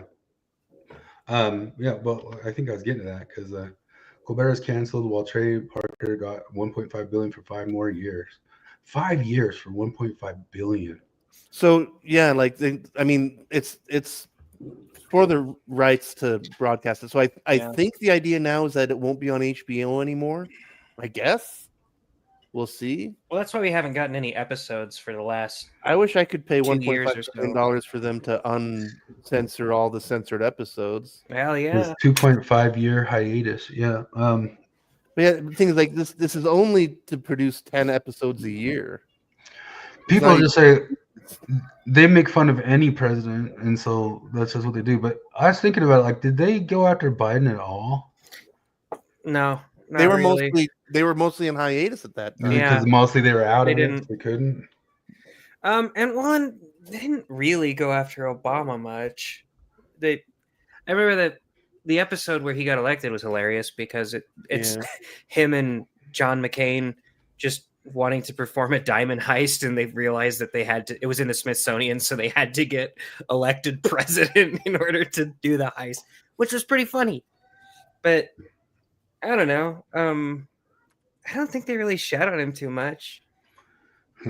They shot on Hillary Clinton hardcore for sure. Yeah, and Clinton and Obama more than most people did at all. Anyway, The White House's response to it was some pathetic cope. That was kind of funny. How they, of course, you knew Trump had to get his hand in what the White House said in response because it said something about the show not being relevant for the past 20 years. What are you talking about? That's the worst criticism you could possibly throw at South Park. Yeah. Duds. So Did he Caitlin Clark- comment on it? The White House commented on it, and that was part of their comment. And Well, Tim Pool is saying they haven't been funny in 20 years just today. Tim Pool's a fucking retard. Yeah, they're bullshit. South Park has never not been funny. I mean, So- they've had a couple episodes that are not as good, but I don't watch the WNBA, obviously, but I've heard of Caitlin Clark because everybody's talking about how people are actually showing up to games just to see her, and that she's setting the league on fire. She's averaging 16 points per game with 36% field goal shooting. Mm. it's women's sports, okay? Give her a break. She's the best. Holy shit! Give her a break. This is sexist, man. This is sexist. Yeah, none of them are very good. Shaq says that they should lower the rims, and I agree with him. Like they could maybe for make it women's better ball? if they did. Yeah. Yeah. But I don't know. She's a pretty good 3-point shooter. She set some record in college and stuff. So. I'd say lower the rims and shrink the 3-point line, but I've seen them do layups, and their success rate on that isn't much better than the 3-point line. It's terrible. It's terrible. Babylon B, slaves dutifully, so pay us what you owe us on shirts for professional athlete. The lesbian barista, when you purchase an overpriced muffin that you have left to bring to your table, pay us what you owe us. Did you used to feel pressure to tip people before, like when they? It wasn't around until. No, I mean, but like when it ago. really started, like 15 years ago, and they'd flip around the iPad thing. Did you feel like pressure to do it at first? Yeah. I still do. I still feel pressure. Oh, I don't anymore. I'm so shameless now. Because sometimes you'll get the bolder ones. They'll be like, they'll do it for you. Be like, it's gonna ask you if you want to leave a tip. I'm like, no. You just poured black coffee into a cup for me. Yeah. Like I tip for coffee just because like I was always. I mean that's it. I guess I haven't really thought about it because in principle, like when somebody's making you an espresso.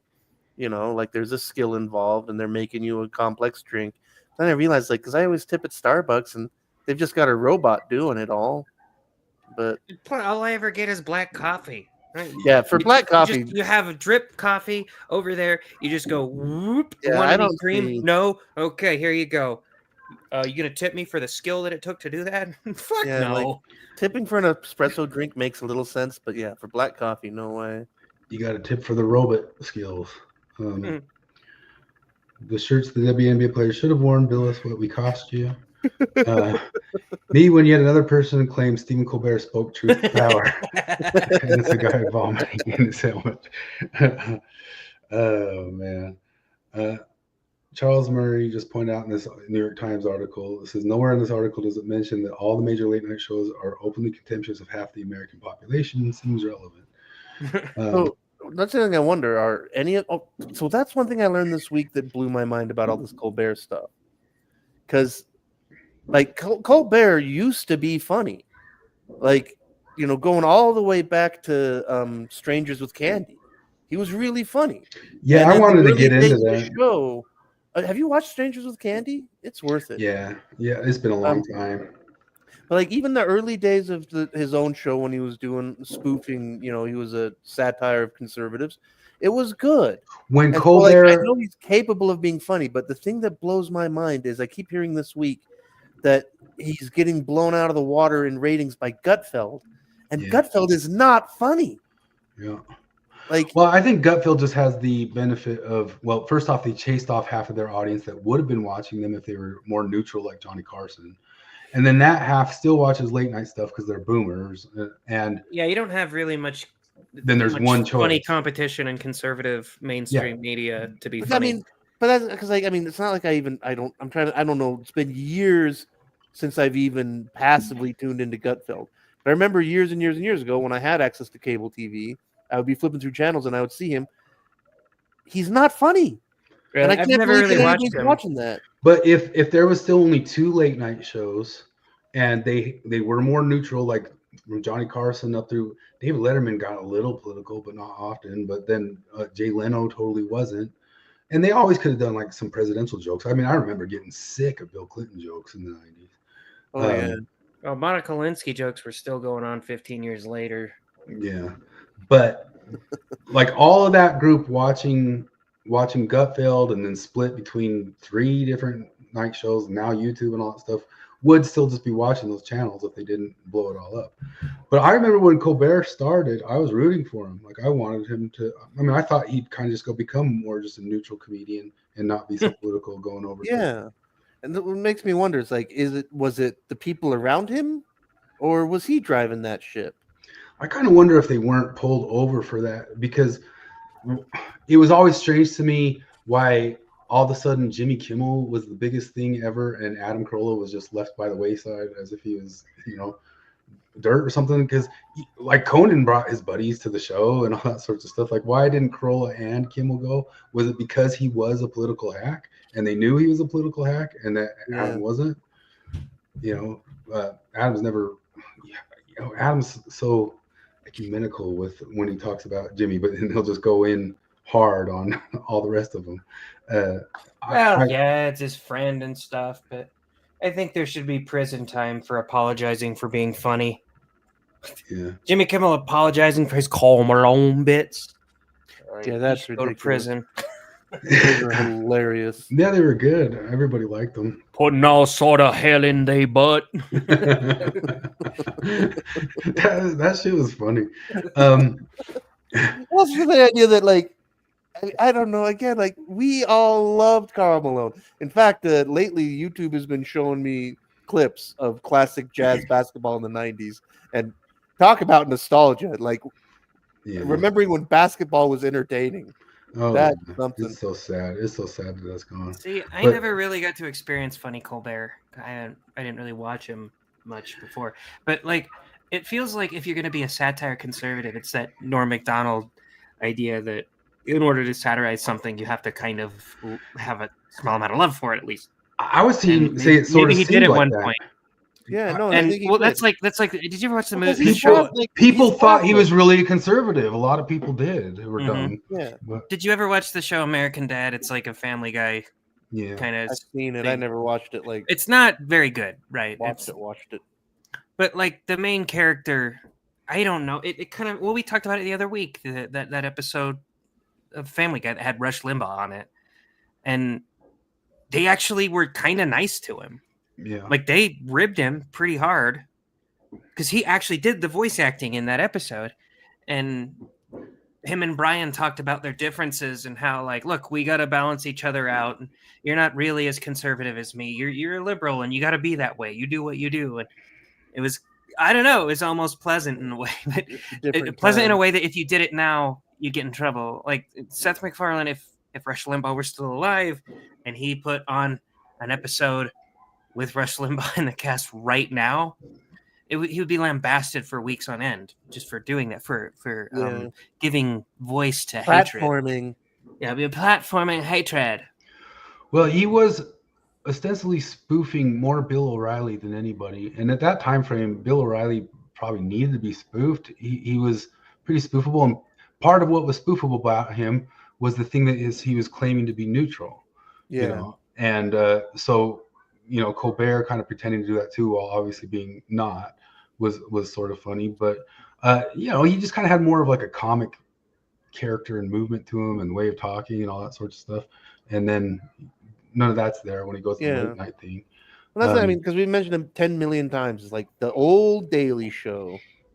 Like, obviously, those guys were all lefty, you know, but like 90s, early 2000s lefty. But the show was about spoofing media. Yeah. And when Democrats did stupid stuff, they made fun of it. Well, remember when Jon Stewart had that Return to Sanity rally, like around the Obama thing stuff? Yeah. People got mad that he wasn't partisan at it, that he really did just go after media at that rally. And I think people could kind of get behind that it was just kind of ripping on the media people rather than... Because like I'm going through 90s, like once a year at least I go through all of The Simpsons up until it became terrible. And like that's another show that's like... Where do you stop? At the Skinner episode, the Armin Tamzarian, when it officially just turned bad. Like I literally, like, that episode starts and I just turn it off and come back a year later and start it all over again. But like even The Simpsons, which was like obviously, you know, written entirely by lefties, like, you know, Mayor Quimby is a corrupt womanizing asshole, you know, like they make fun of the left on that a lot, you know, and of course they make fun of the right, and it's like part of what made that show good. It's like everybody feels like they can't afford to make fun of their team at this point. Yeah. Well, no, I mean, I think it really is like, I think because like conservatives mostly already have a religion like Christianity, and so their politics is just their politics. But for the left, like it really is their church. And for the same reason that Christians can't bear people making fun of their church, for the same reason Cardinellis can't bear people making fun of the Book of Mormon, you know, Democrats can't bear people making fun of Obama. Oh, dude, I remember one of my mom's friends posting something on Facebook like probably 15 years ago. Maybe Facebook wasn't around then. It's been a long time. And it was about The Simpsons. Or no, maybe it was South Park. It was when the Mormon episode came out. And she's like, oh, yeah, South Park can make fun of the Mormon church, but like, just the Mormon church. They don't make fun of other churches. I was like, what the hell? Are you high? South Park makes fun of atheists. Yeah. And I remember when the atheist episode came out, I kind of didn't get it. I was like, what are they going after? And now it totally makes sense to me. Oh, Forrest is asking about I'm pretty sure he's talking about the Mehdi Hassan episode of Jubilee. Not the entire thing. I've seen a lot of clips. I saw Forrest trying to talk sense into Seth because he posted, like, it wasn't the actual thing, but it was Destiny's review of the thing. Oh, it was?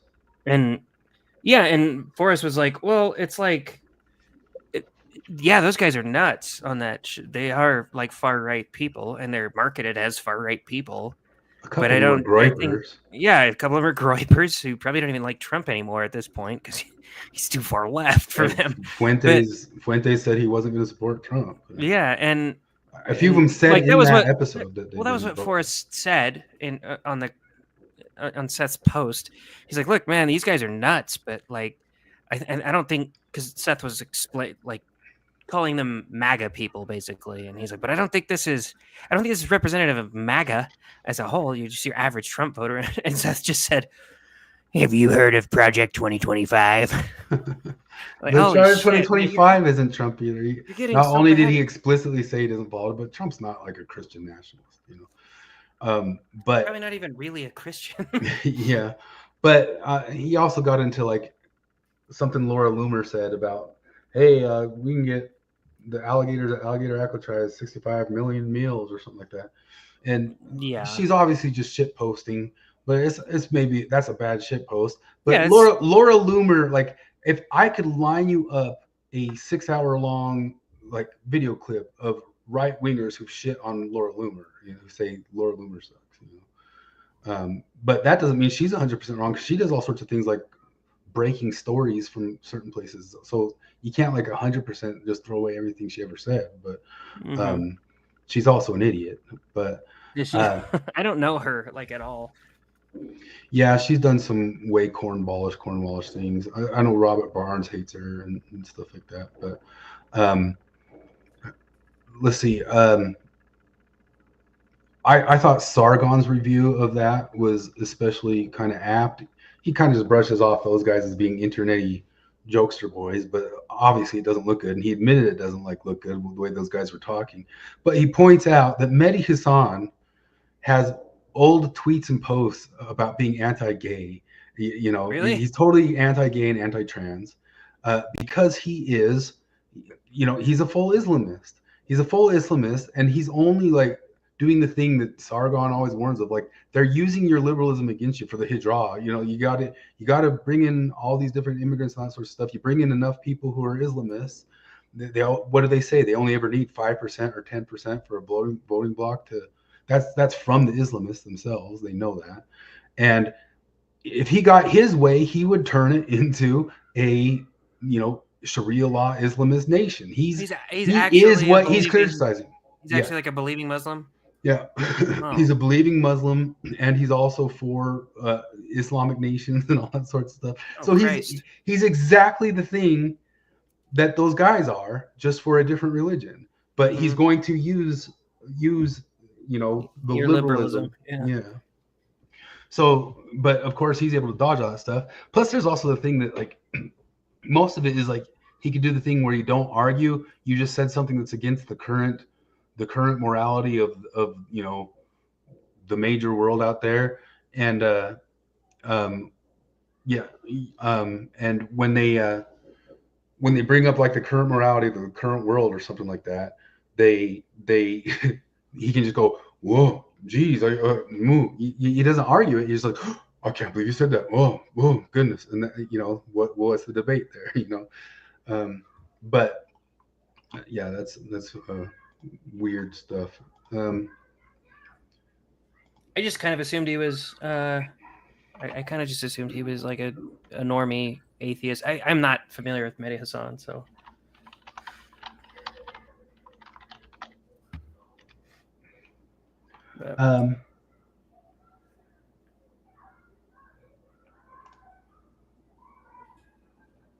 Yeah, it says accusations. Some critics have accused Hassan of expressing noxious views about non-Muslims and LGBT people. He's like the first thing you look up about him. Yeah, so that's kind of some horseshit about that whole setup, that he doesn't have to defend his religious nationalism that he obviously would have too if his people took over. So here's some comedy. Go fuck yourself! Go fuck yourself! Go fuck yourself! Go fuck yourself! Go fuck yourself! So all the things that came out like the very first day after Colbert was canceled was just a bunch of these guys coming out and tantruming about that stuff. Here's stuff like this. So like the Russiagate stuff came out, you know. Here was the whole entire thing where we don't know where he's at. Colbert went to the room that supposedly they thought Trump peed on the woman, and this is a never verified piece of Russian disinformation, and they're just playing it. Could have been on this bench down here, though I doubt it because that's in what's called the splash zone. You're going to want to wear a poncho. This is what was on the news, like well, on the nightly shows or whatever. But I don't know how they're perplexed that, people thought they just kind of stopped being widely funny. I mean, I guess to certain people that is, but Yeah, the golden showers thing was kind of funny, but it's also one of those things like if I don't know if I really really like a guy for president and I want to vote him for president, and he told me he had prostitutes piss on him, I'm like gross, and then I'll be like, so you still gonna vote for him? I was like, well, it's either him or Kamala Harris, so like it's gross that he likes to do that, but it doesn't. What does it have? Does it have much to do with his foreign policy? Because if I have two guys of like equal value right here, like I think this guy's great and this guy's great, and I find out the guy A likes golden showers, and guy B is pretty stalwart. I'm gonna go with guy B. yeah. Well, where was this one? So, like we were saying, one of the things that they made fun of so hard was the media all those years. You remember this like little clip here? Oh, on his heels by this, and he's not really sure how to go after Vice President Harris. He knew his attack lines on President Biden. He really has struggled with how to go after someone who's 20 years younger than him, who is a different gender, a different race. It's kind of been this moment where he has not been able to coalesce around a single attack line. I know you guys are objective over there, that you just report the news as it is. And makes it. I know Even the audience is laughing. but You said that wasn't supposed to be a laugh line. Is what yeah. He didn't intend for that to be a joke. Yeah. He accidentally was funny for once in the last 10 years. I know you guys are, yeah. But that's just it. It's like you guys used to go after the media, even CNN or anybody like that.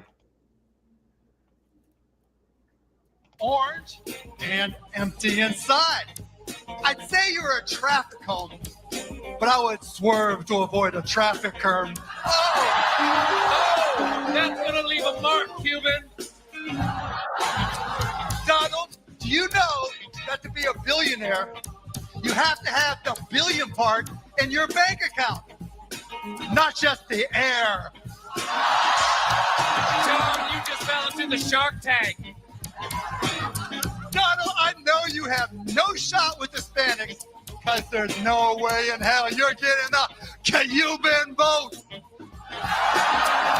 Jesus. Somebody wrote that. Like a rumor. There's no way Mark Cuban, they just told Mark Cuban, like, yeah, you're probably funny enough to make people laugh, so you write your own thing. They had to have written it for him, right? Yeah.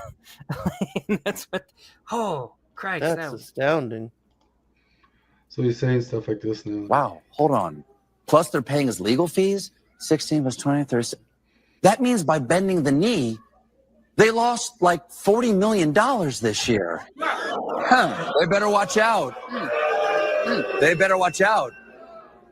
They might get canceled for purely financial reasons. Purely. The present owners are denying that additional $20 million, which I hope is true. Because could you imagine how angry people would be? Last year, Paramount laid off 2,000 employees, then cut another several hundred just last month, firing that many people, and then handing over $36 million to a guy who's putting your neighbors in alligator camps, all because of a lawsuit that your own lawyers said was completely without merit. If that's true, it would make CBS look morally bankrupt. Also bankrupt. He's doing that on the show that they're leaving him on for another 10 months. Without merit, the CBS, the thing about 60 Minutes. Yeah. Like, I mean, I don't know exactly what the law says. Like, I'm guessing that even if there was no legal merit, the reason they settled is that they knew that if it went to discovery, that they would be completely and entirely exposed as being complete and total fucking hacks. You know, like, because I mean, that's another thing that drives me nuts about the way the left responds to that. It's like the part where 60 Minutes was very clearly, very obviously covering for Kamala doesn't bother you. Like, not even a little itty bitty bit. You know, like, come on. You can't even just admit that, like, oh yeah, that's messed up.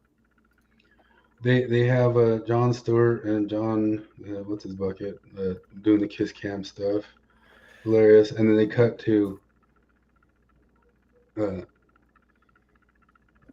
Trump with Paramount. They're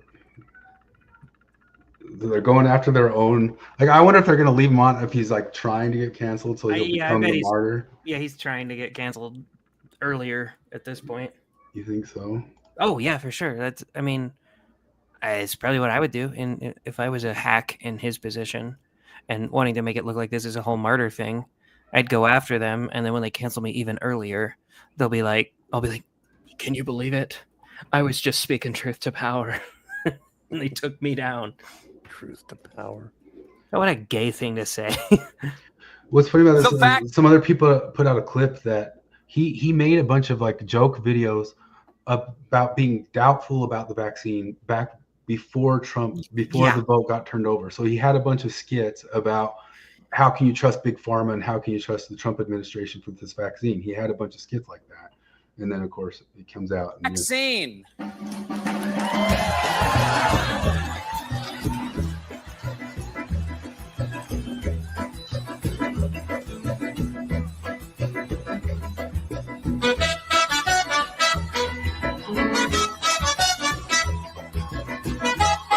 I didn't realize it, but this isn't his only vaccine dance thing. Like, that was a thing he just did a bunch. There was more than one? There was more than one.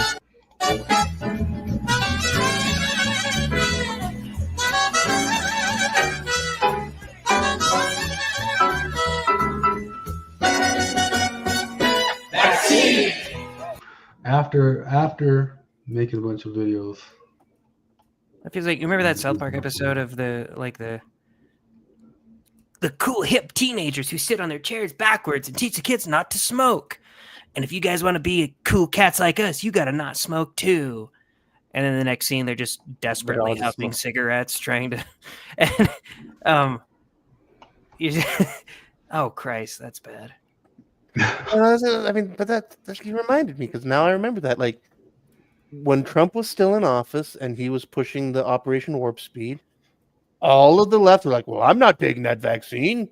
It's probably dangerous. It's not going to work. It's evil Trump vaccine." And then Kamala Harris said that. In pure, oh yeah, that's right. And then in pure 1984 fashion, like, don't you remember, brother? We've always known the science is clear on the vaccine.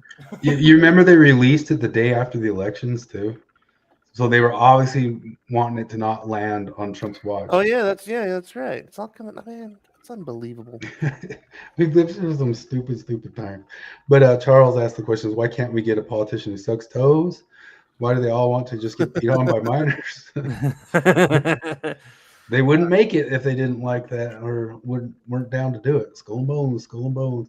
Charles also gave you guys shit for drinking any Starbucks earlier. They're the only guys around. I don't That drink was me. Starbucks. I mentioned Starbucks. Yeah, I don't drink it a lot, but spread sometimes that when I'm shit. driving somewhere. Yeah. Well, anyway, enough on these guys. Let's Helfer it up and call it good. Helfer. Helfer. So I don't know that very much was said other than Jonathan noticed there was like a portion. She went on Ladder Daily Digest, that channel that Maven's usually on. Mm-hmm. Wasn't much new to the rest of the stuff, but she did say that she felt that God and the Holy Ghost and whoever were voyeurs to her whenever she went to the bathroom. They'd sit there and watch her, and so she'd like give a prayer to have them not watch her while she went to the bathroom. I don't know. I could kind of understand that one if you think you got somebody a constant heavenly surveillance on you. Or It's kind of a funny joke to make, I guess. I don't know that she was joking. She wasn't. I've been trying to. She wants everything to be sexual. It's insane. It's crazy how, like, if you present somebody with an issue and you think, what is the worst take imaginable on this issue? And you decide what that take is. Natasha Helfer's take is either that take or at least worse than you even possibly thought. It's great. I have this running thing. I don't know when it happened, but apparently I'm friends with her on Facebook. And I'm progressively getting more like obviously satirical in my comments on her thing. She's talking about ethical. Yeah, I've got Yeah. He's talking about ethical non-monogamy in this thing. Yeah, so that's what we were going to ultimately go at, is that we saw some clips for we could become sex therapists for $97 online. It only takes like 4 hours. I would go do it if I don't have to be in front of anybody and sit there and pretend to lie to them. Like if I could just go watch some classes and get the therapy thing, I'll go do it. Because I think it is as valid as hers. Here's yours, Jared. Go ahead. Oh, yeah. So, Natasha, curious about non-monogamy, not sure where to begin. You're not alone, and you're not broken. Many folks leaving high-demand religions are starting to question the relationships. I can't do it anymore, okay? Many folks leaving high-demand religions are starting to question the relationship scripts they were handed. If you're exploring ethical non-monogamy, E&M, it can bring up... Relationship script? I know. Like, what fucking planet do these people live on? It's the only reason you don't want your the only reason you don't want to watch your wife getting plowed by another dude is because of the script you were handed. They're pure blank slatists. It's only social. It's only social conditioning that led you to not liking to see your wife get fucked by another guy. It can bring up big questions about jealousy, communication, boundaries, and worthiness. Join my next group, Navigating Ethical Non-Monogamy, at Symmetry Counseling. This space is designed to help you move from confusion to clarity with support, not shame. What we cover: communication tools for emotionally honest relationships, consent versus compliance, especially after religious trauma, naming your wants, needs, and boundaries, working through jealousy with compassion, building relationships that reflect your values, not someone else's rules. Led by an experienced affirming therapist, who understands both ethical non-monogamy and the impacts of religious conditioning. Register here. And I've done this a couple times where I thought for sure she'd notice this was parody. As you said, your teachings have definitely helped me to realize that I'm non-monogamous. My ex-wife and I tried it out after watching your videos. We've since divorced, totally unrelated, probably. But we're doing great, and our kids are in counseling. Thanks, Natasha. And when I really debated putting the probably in there. I was like, if you put the probably in there, she's gonna know. She's gonna know that you're just trolling her. I was like, nah, but I kind of want to see. I want to risk it. And so, yep, you can see down there. Chris posted the page. She heart reacted that comment. That's crazy. Yeah, I just told you that you caused my divorce, and now my kids are in counseling over it. Yeah. And you're like, awesome. I'm glad you broke those relationship scripts. Yeah, it's wild that they talk about that. I mean, I guess it all gets a little Foucauldian, just rethinking everything. Michael Zatar also posted on there. I think his is going to be pegged as satire. He went further than me. He just said, realizing that I really enjoy being a cuckold and watching my wife with her bull has been truly liberating. Sometimes she lets him ride me too. It's been liberating for our kids as well, since he oftentimes stays around the house. He's an uncle to them now. We're not sure yet if they're old enough to tell them about our arrangement, 14 and 11, but we've been thinking about it. That's funny. Charles says that's kind of the religious trauma shit that people make up way after the fact. And I do believe that religious trauma is a thing. Yeah, I think part of the criticism, the whole Lynn therapeutic world, and not just religious therapy, but all therapy, is it tends to seem to make you maybe over navel gaze and over analyze all the things that you ever went through in your life and turn it into a trauma thing, and even maybe with the trauma, maybe if something was trauma, maybe if you'd catastrophize it less, you'd get through it better too, and then other things you make trauma that weren't. Yeah, it's funny is the Morgan and I have this tradition, this terrible tradition of anytime we have a kid, we spend my time off just watching the stupidest shit possible. So we've been watching a lot of Real Housewives of Salt Lake City. Oh, you watch it? She pops up on there, man. That's the Secret Lives of Mormon you're thinking of. But the Real Housewives of Salt Lake City, we watched. I forgot about it, but you showed us a clip of one of the women in there who left. She resigned from the church on the show, made this big deal about it, and was talking about how sexist it was, like how patriarchal it was, that when she cheated on her ex-husband with her current husband, or her current husband was married at the time, so they both cheated on their spouses together. He was excommunicated and she was not. And she made a big deal about how that's somehow misogynist because she's just the woman and she can't be held accountable in the same way that a man can. And then like a couple episodes later, you hear a story that's like the exact opposite, where the woman got excommunicated and the man didn't. And they're saying, oh, that's patriarchy for you. It's just, you've already reached your conclusion. And if you start with your conclusion, you can reverse engineer anything that you want. And it's absolutely hilarious to watch because it's, I don't know, it's dumb. Yeah, no, like that thing. I've heard it both ways. Like they say, oh, the woman will get excommunicated, but the man doesn't. Patriarchy, and then just that, like, oh, the woman got excommunicated, but the man got excommunicated, but the woman didn't. That's patriarchy, and it's heads I win, tails you lose. We talk about it all the time. Well, and it's also very there's a much more simple explanation to it. Well, there's two explanations to it. There's one is the whole it depends on who was endowed thing. Like if you were endowed, you're probably going to get excommunicated for cheating on your spouse like that. If you weren't, you might not get excommunicated. You'll just have to go through your court of love or whatever. But also, it's just bishop roulette. Like they talk about that all the time. It's like I've met bishops who have not excommunicated endowed married men with kids for having full-blown affairs with their wives, and I've heard of bishops who will excommunicate them for just chatting online with a woman. Yeah, well, one of the things that, to throw her a bone, a little one, she does say, this is on Ladder Daily Digest channel, if people want to go watch her most recent one, which just, she goes through her story again and then talks about some of the religious trauma stuff.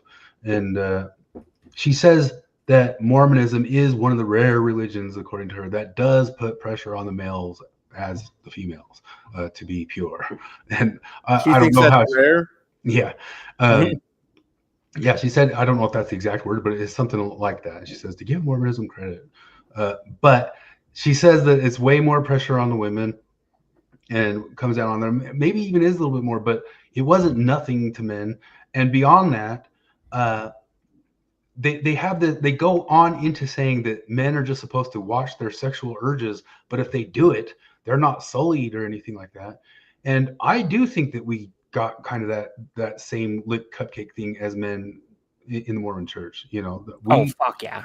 I felt totally 100% pressure that on your wedding night, it's supposed to be your first time for each of you, or something's not as nice as it could have been, We got more sex talks than women did, for sure. Absolutely. The amount of times I hated going to priesthood session because it was all like doom and gloom.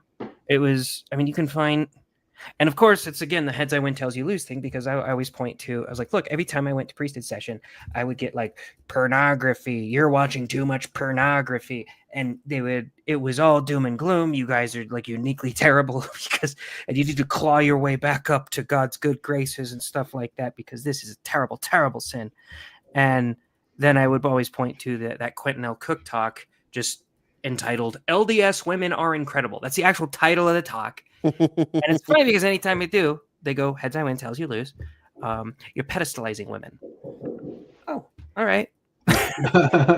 Okay. We're just patriarchal no matter what. It's patriarchy all the way down. Yeah, you can't get there. But I absolutely felt that 100% pressure that I was supposed to be virginal on my wedding night, just as my spouse was. And I know plenty of men who dated women who were floozy-ish, I guess say that word, but who it was the guy saying no because he's LDS. I know a bunch of them like that.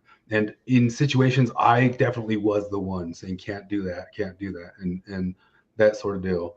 And I had it so built up in my head that it had to be pure, just the two of you by the time you had your wedding night, that I remember in my teen years just watching Seinfeld or something, if they talked about sex casually, it would make me be like, what are they doing? How are they doing that? How can they just talk about it so casually type stuff? It would bother me because I had it so built in my head that it was supposed to be that way. And not just that the girl could be, maybe that was a bad way of looking at it 100%, but not just the girl could be a lit cupcake, the guy could be a lit cupcake. I remember the thing that was in my head more at that time frame is they'd say it's like a nail going into a board. You can remove the nail, but the hole's always there. No, I talked to Morgan about this. We got 2 different lessons. I got the lesson that forgiveness is removing the nail from the board, but the hole is always going to be there. Morgan got the lesson that forgiveness is like Jesus giving you a whole new board, and there's no holes in it. I was like, what the fuck? That wasn't my lesson at all. I know. Yeah, that was pressure in my head. As Sarby says, we were taught that we had to guard the chastity of women 100%. And that was 100% put on us. We had a whole extra meeting every single general conference that was basically just focused on that. Totally. Like we were responsible because we held priesthood. And there's the assumption that the only boys had the impure thoughts and jerked off, but the girls would never. Oh, yeah.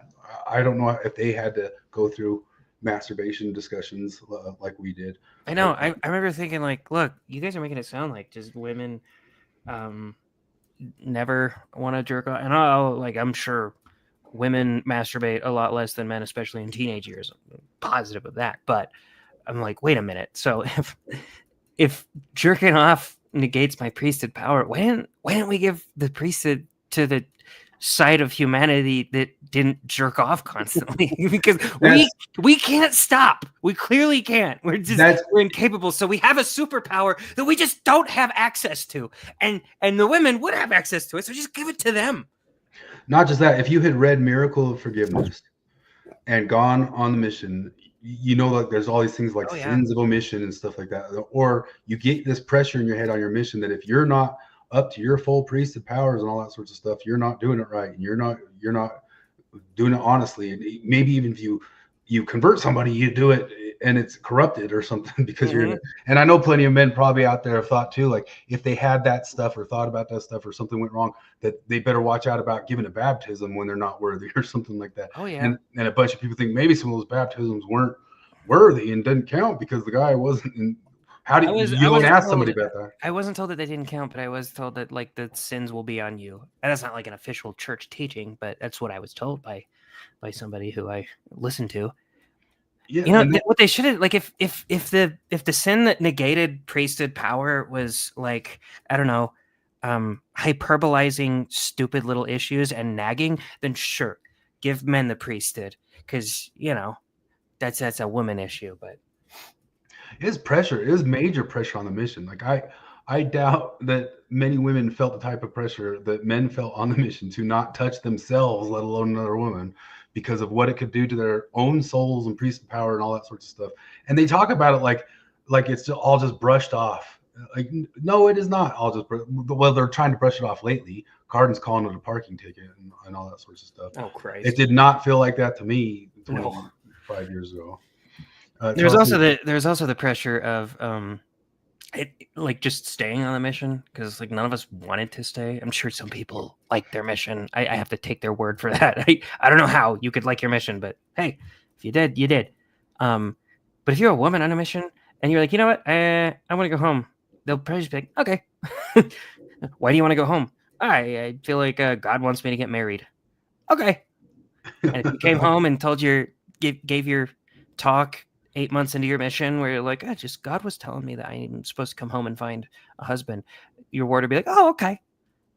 But if you were a dude and you did that, you came home, God wanted me to come home and find a wife. They'd have been like, oh, no, you're just a horny piece of shit, you lazy fuck. Yeah. Risa said we had a different Jesus. Yeah, I mean, we kind of did. I know that the Mormons get mad at that when they're out there arguing with the Christians in the Christian world, but yeah, you had, I guess, maybe more works to get back in good graces, which I was going to say, Hulk Hogan just barely got baptized like a few months ago. Was there anybody who maximized living the hedonistic life for 70 years of their life and got baptized just in time to forgive? Because I was going to go over all his sins because he's got a bunch of stuff of like lying, and there's that whole Gawker thing where he gets caught being the cuckold for that guy, and he actually closed Gawker because he sued them for that video and all that sort of stuff, and he had it all wiped away just recently. Like, I couldn't even go into his stuff because he's clean. Brother, I'm gonna teach you how to get into sin maxing. He's sin maxed. He 100% sin maxed. He got the most hedonistic life ever, and then baptized just barely before he died. Pretty wild stuff. Is this the clip of Josh Slocum talking about Helfer? Josh, yeah, he I watched brings up Helfer talking. I watched this, but I missed the part where he mentioned Helfer. He didn't say Helfer. He just says there's a woman who goes and. Oh, I assumed he was talking about Julie Hanks because I wasn't paying very close Well, attention. maybe that was Julie Hanks. I thought it was Helfer that he's talking about. But Josh Slocum over in Disaffected had on this therapist. This therapist is an ex-Mormon, but he's not fooling around with the Helfer and Delin therapy world. The thing that was interesting in this story is early on when he's kind of telling his story is that because he was in the Marines, and that he said he was he was talking to a therapist about like PTSD stuff, like seeing corpses and blood and violence and all this crap.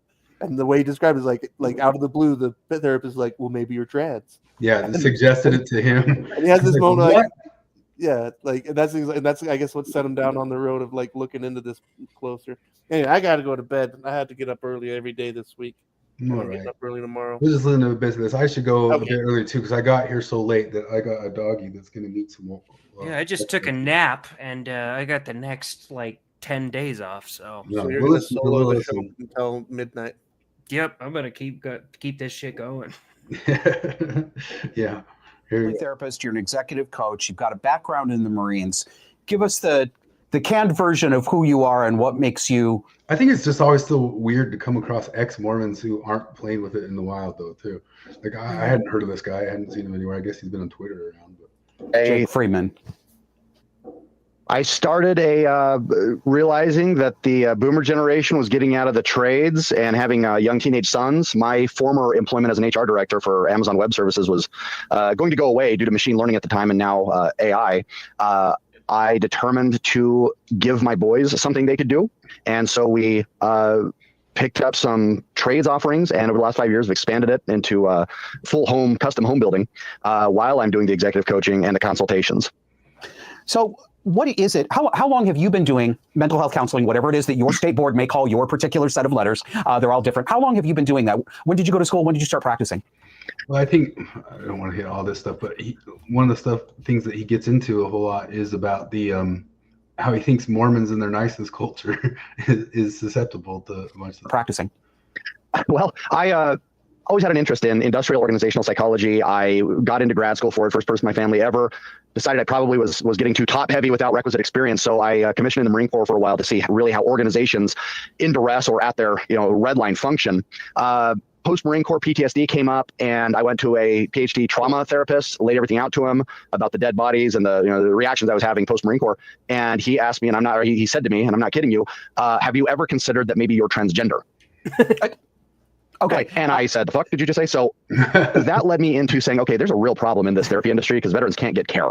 So I jumped in about 2017, finished, moved to Europe for a while, couldn't continue grad school over there due to various rules. Finally finished the academic portion, 2 years ago, and then the, internships and things last year. And now I'm just prepping for. Do you think he's passed the sex therapy class? The final licensure exam here in the fall. Do you have any worry that you are going to be denied a license because you are very clearly not in line with woke, which is what the mental health field right now believes that it is? It believes that is psychology and mental health? No, because... Another good channel for therapists talking about this stuff is the Radical Center, if anybody wants to. I had some great leadership in the Marine Corps. They got me into everything from legal admin, which is closer to the IO side of a little bit forward, and brainwashed by the Chinese communist government.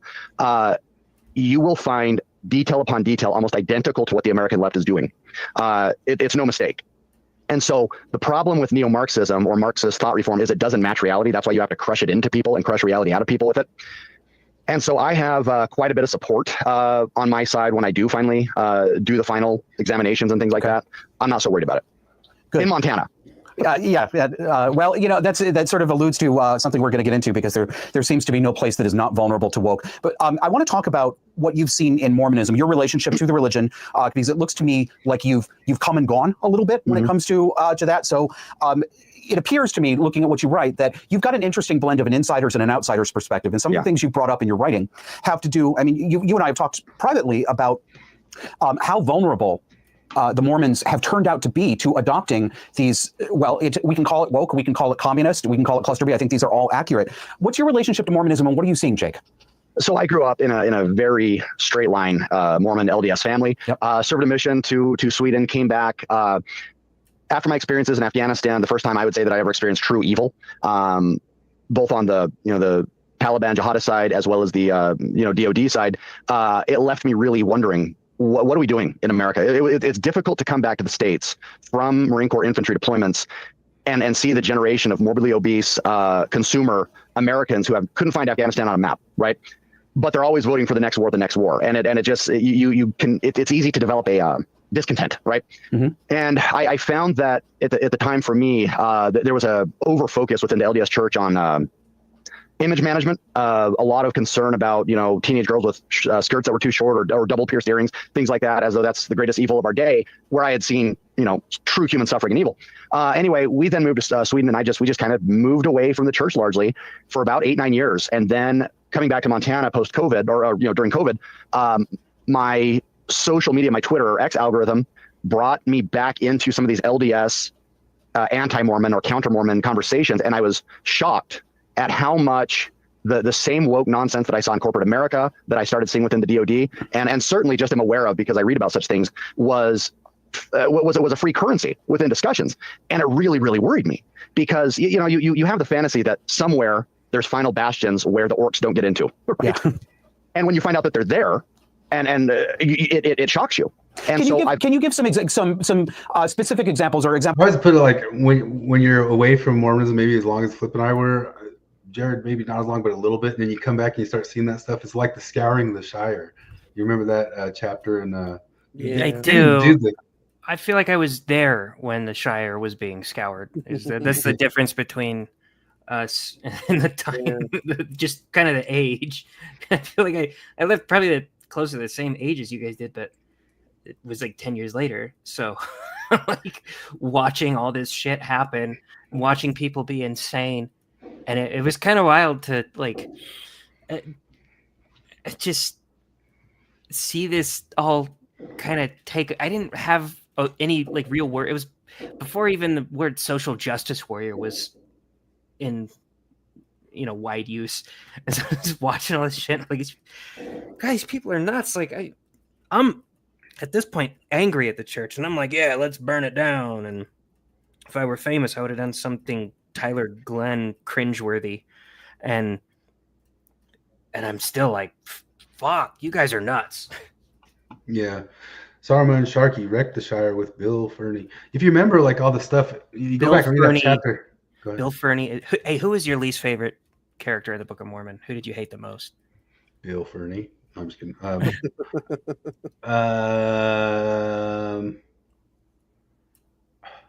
I've never even really thought. I'll narrow it down. Who's the shittiest guy in the Nephi story?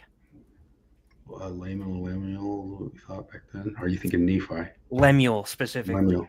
I fucking hated Lemuel because he's just a bitch lemming. Like I hated him. Even I'm like full into the Mormon church reading this stuff, and I would be like, Lemuel is a fag. He just goes along with everything his stupid older brother is saying. Layman's a dick, and he's like trying to kill his dad over dumb shit. But Lemuel is a following pussy, and that's what I think of when I think of Bill Fernie. Well, we should start Mormon missionaries. I was on my side. He said Lemuel. the non-PC Mormon missionaries, and it's Jared giving the discussions like, listen to this bitch Lemuel. He's a bitch. Look at this. He's such a pussy. You don't want to be a pussy like this guy, do you? You could at least be a Chad evildoer. You be Chad. Joseph the Chad went into the forest and knelt down on his knees, said, I saw above me a column of light. Holy shit, what? Vi un pilar de luz. Vi una columna de luz, más brillante que el sol. Arriba de mi cabeza. You know what's funny? I was just thinking about one of the jokes that always got my companions to laugh. The Brazilian ones, they would ask me what American songs would say, and I would just translate them, kind of literally. And oh yeah, I did that. And try to fit in, try to fit the syllables that it would take to do that in the exact tune, and they'd laugh there. Their favorite one was "Don't Want to Miss a Thing" by Aerosmith. They just started. What was it? No quiero fechar meus olhos, não quero dormir, ainda teria saudades de você, e eu não quero ter saudades. Mesmo quando sonho de ti, o sonho vai doce, mas doce não vai dar, ainda teria saudades de você. That stuff's always funny if you do it in real time too, instead of thinking about it. You got to be like translating it in real time. I would do it with Santeria, like, no tengo Santa, vaya. No practico santería, no tengo una bola de cristal. Tenía $1,000,000, pero lo gasté todo. Some of the general woke themes that you've seen being used as serious discussion points when discussing LDS theology or politics. The de-evolution of standards. So there's a scripture in the Book of Mormon that has been way over-indexed by current Mormon culture, and that is contention is of the devil, right? The devil, Satan, is the father of contention. What that has metastasized into is anybody who contends against another person is a bad faith actor. So conflict itself, all other things being equal, is itself a sin. Yes. In this understanding. In this understanding, and again, I say they've over-indexed it, right? It's like a subservient woman, or a woman who believes in a marriage that she should bow her head and say yes to her husband. I just gotta say this. I had the Three Companies thing that I put Natasha Helfer's face on for like the thing. In the middle of that, I looked up Three's Company, and it pulled up Three's Company of. Do you remember when Mad TV used to do Spanish versions of stuff, and it was like really bad Spanish versions of. ¿Es un homosexual? No es un homosexual. Yeah. But then ultimately becomes an absolute doormat. That's not how it's supposed to be. Many boomer husbands, happy wife, happy life. They've completely hung their testicles up on the doorknob. Yeah, there's your phrase. There. Oh, fuck yeah. I'm gonna listen to this guy. Everything he says now. It's nice too, because he's not as terminally online in the ex-Mormon spaces as we are, so he doesn't. Yeah. You could tell he doesn't totally know, because he doesn't use the shibboleth, like he says anti-Mormon, counter-Mormon narratives. I've never heard counter-Mormon. The Mormons always say anti-Mormon, and the ex-Mormons always say post-Mormon or whatever. Yeah. I don't think he drops the word progmo either. Maybe he does. I don't know. Not how it's supposed to be. And so I've watched and observed LDS members. There was a therapist, very popular PhD therapist in Utah, that just got excommunicated out of the church after years and years of causing damage. That's got to be Helfer, because he's not excommunicated. Honestly, I'm assuming it was Julie Hanks that he's talking about, and he's just mistaken on the story, because Julie Hanks is a lot more recent, and she's a lot more well known right now. She's kind of in the center, but he could be talking about Helfer. Because of the things she was teaching as a therapist, and then publicly on her social media regarding, wives leaving husbands. That's Helfer, man. That's because Helfer was the one who was excommunicated for therapy and for saying stuff online of like you gotta open your marriage and stuff like that. It might be. I'm not as familiar with Julie Hanks as I am with Helfer, and Helfer is just evil. Mitchell Clark says DeLynn, maybe. It could be DeLynn, but I don't think he was doing therapy before. He's saying she, so it's a woman. Listening to your husband is a form of evil and subjugation. That teaching your kids standards, holding them to accountable standards of going on missions or waking up in the morning for seminary or tithing, that it was all coercive. And it's that thing we see across when neo-Marxism gets into universities. All of a sudden testing scores drop or are thrown away. Your ability to read, write, and arithmetic go away because standards are bad somehow. Standards are white supremacy. Standards are systems of oppression. And so when I started noticing in the same type of language from these what are they called? Progressive Mormons, progmos. Oh, he did. I said, wait, I know what that is. An enemy hath done this. And so me coming in kind of as a former insider, now outsider, saying, hey, knock it the fuck off. Like, I know who you are. You're going to knock this shit off.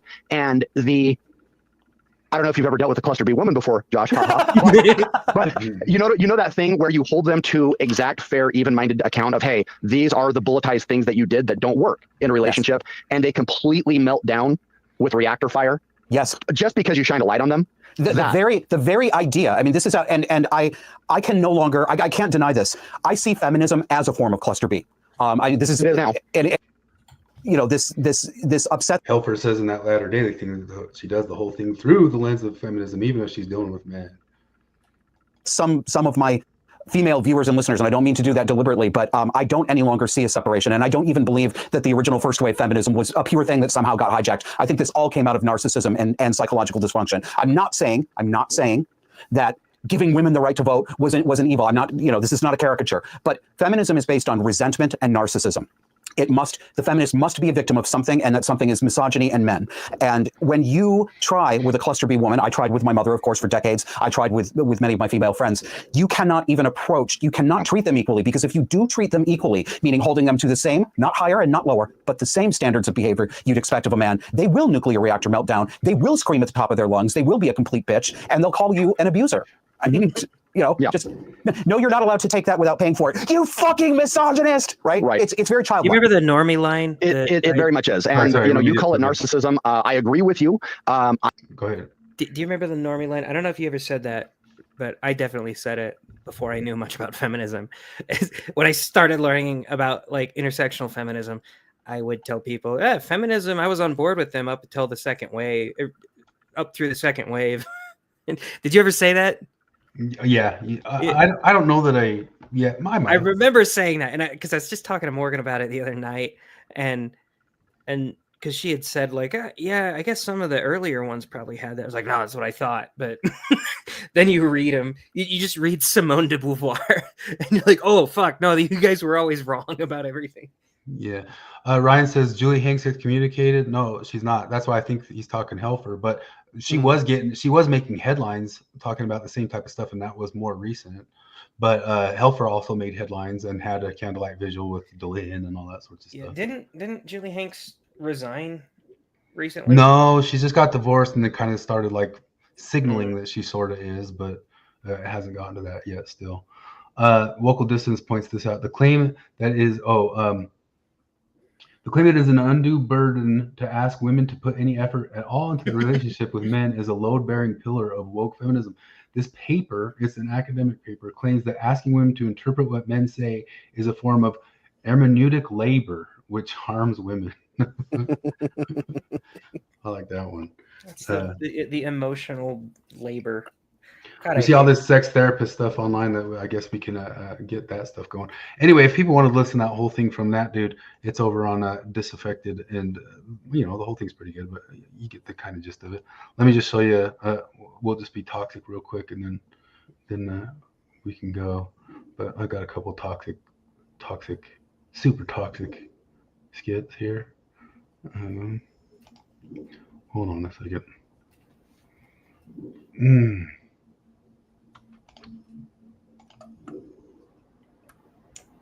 For men to recognize being a wife and a mother is a full-time job. So if your wife doesn't have dinner ready on time, write her up. You're her manager. That's your job. If she says she's tired and not in the mood to mess around, let her know that her time off is not approved. That's your job as her manager.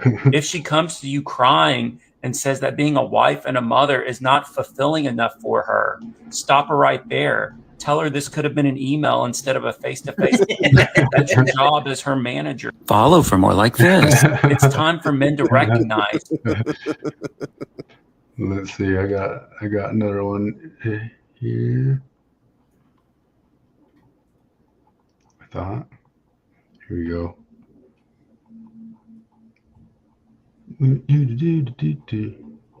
Vaccine. Yeah. It's so fucking cringe. Please explain to me why women insist on playing sports designed for men and then become outraged when no one wants to watch them clumsily play. We can all agree. Women need a sport that leverages their natural abilities. There needs to be a sport where instead of using a ball, they use a grudge. Hold on to. Teams should be uneven. It should be one attractive girl against 6 frumpy, bitter, older women.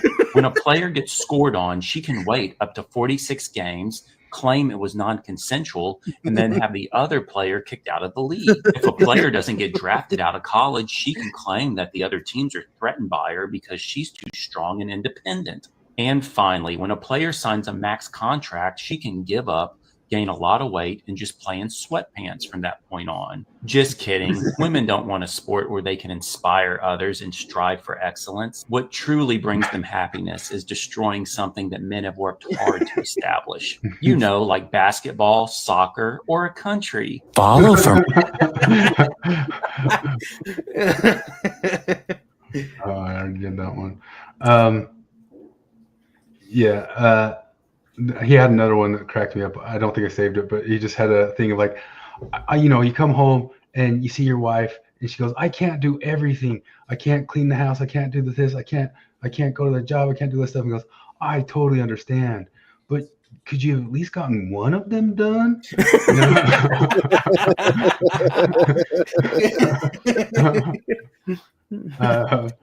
One last one. That's one of my favorite things about online grievances of emotional labor is how often internet women they'll take one task and make it sound like 30 tasks, whereas the man, like if you hear a man say, if a man says it, it'd be like, oh yeah, I had to clean the kitchen and the living room, but a woman will say, I had to do the dishes, I had to load them into the dishwasher, I had to wipe the counters, I had to wipe the table, I had to sweep, I had to mop, I had to vacuum the living room, I had to pick up all the clutter in the living room, I had to just name off 10 different things that instead of just I had to clean the kitchen and the living room. You just say, you clean the house.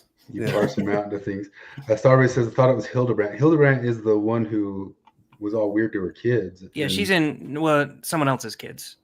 She's in jail now. It was Ruby Frankie was the mom. That's a whole different side. Hildebrandt was clearly lesbian and in denial. I don't say that often.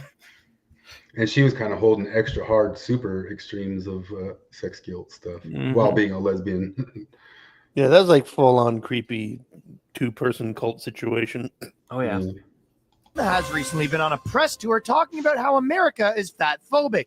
For those of you who don't know, fat phobia, I believe is that her right? Fuck off. That's her, the one from Girls. No, I'm just scared me a little bit. Some have argued that America is more accepting than ever, but fat phobia. Holy Johnny, don't just put that photo up there. It just surprised me is all, okay? Is that really her now? Good Lord. Jesus, stop putting it on the screen, or at least warn me that you're going to. All right, just a clean slate here. Can you just put her picture up and just leave it and we'll go from there? Is that all right? Wait, fluctuate, people. It's coming for me. Okay, that one felt like it's coming for me. She's making scary faces, to be fair. All right, enough about Lena Dunham. Danny, I'd prefer if you stop saying her name. Wait, don't say Lena Dunham? Something's weird going on. Just please don't say it a third time. Look, you're being superstitious, okay? I can say Lena Dunham. Lena Dunham, Lena Dunham, Lena Dunham.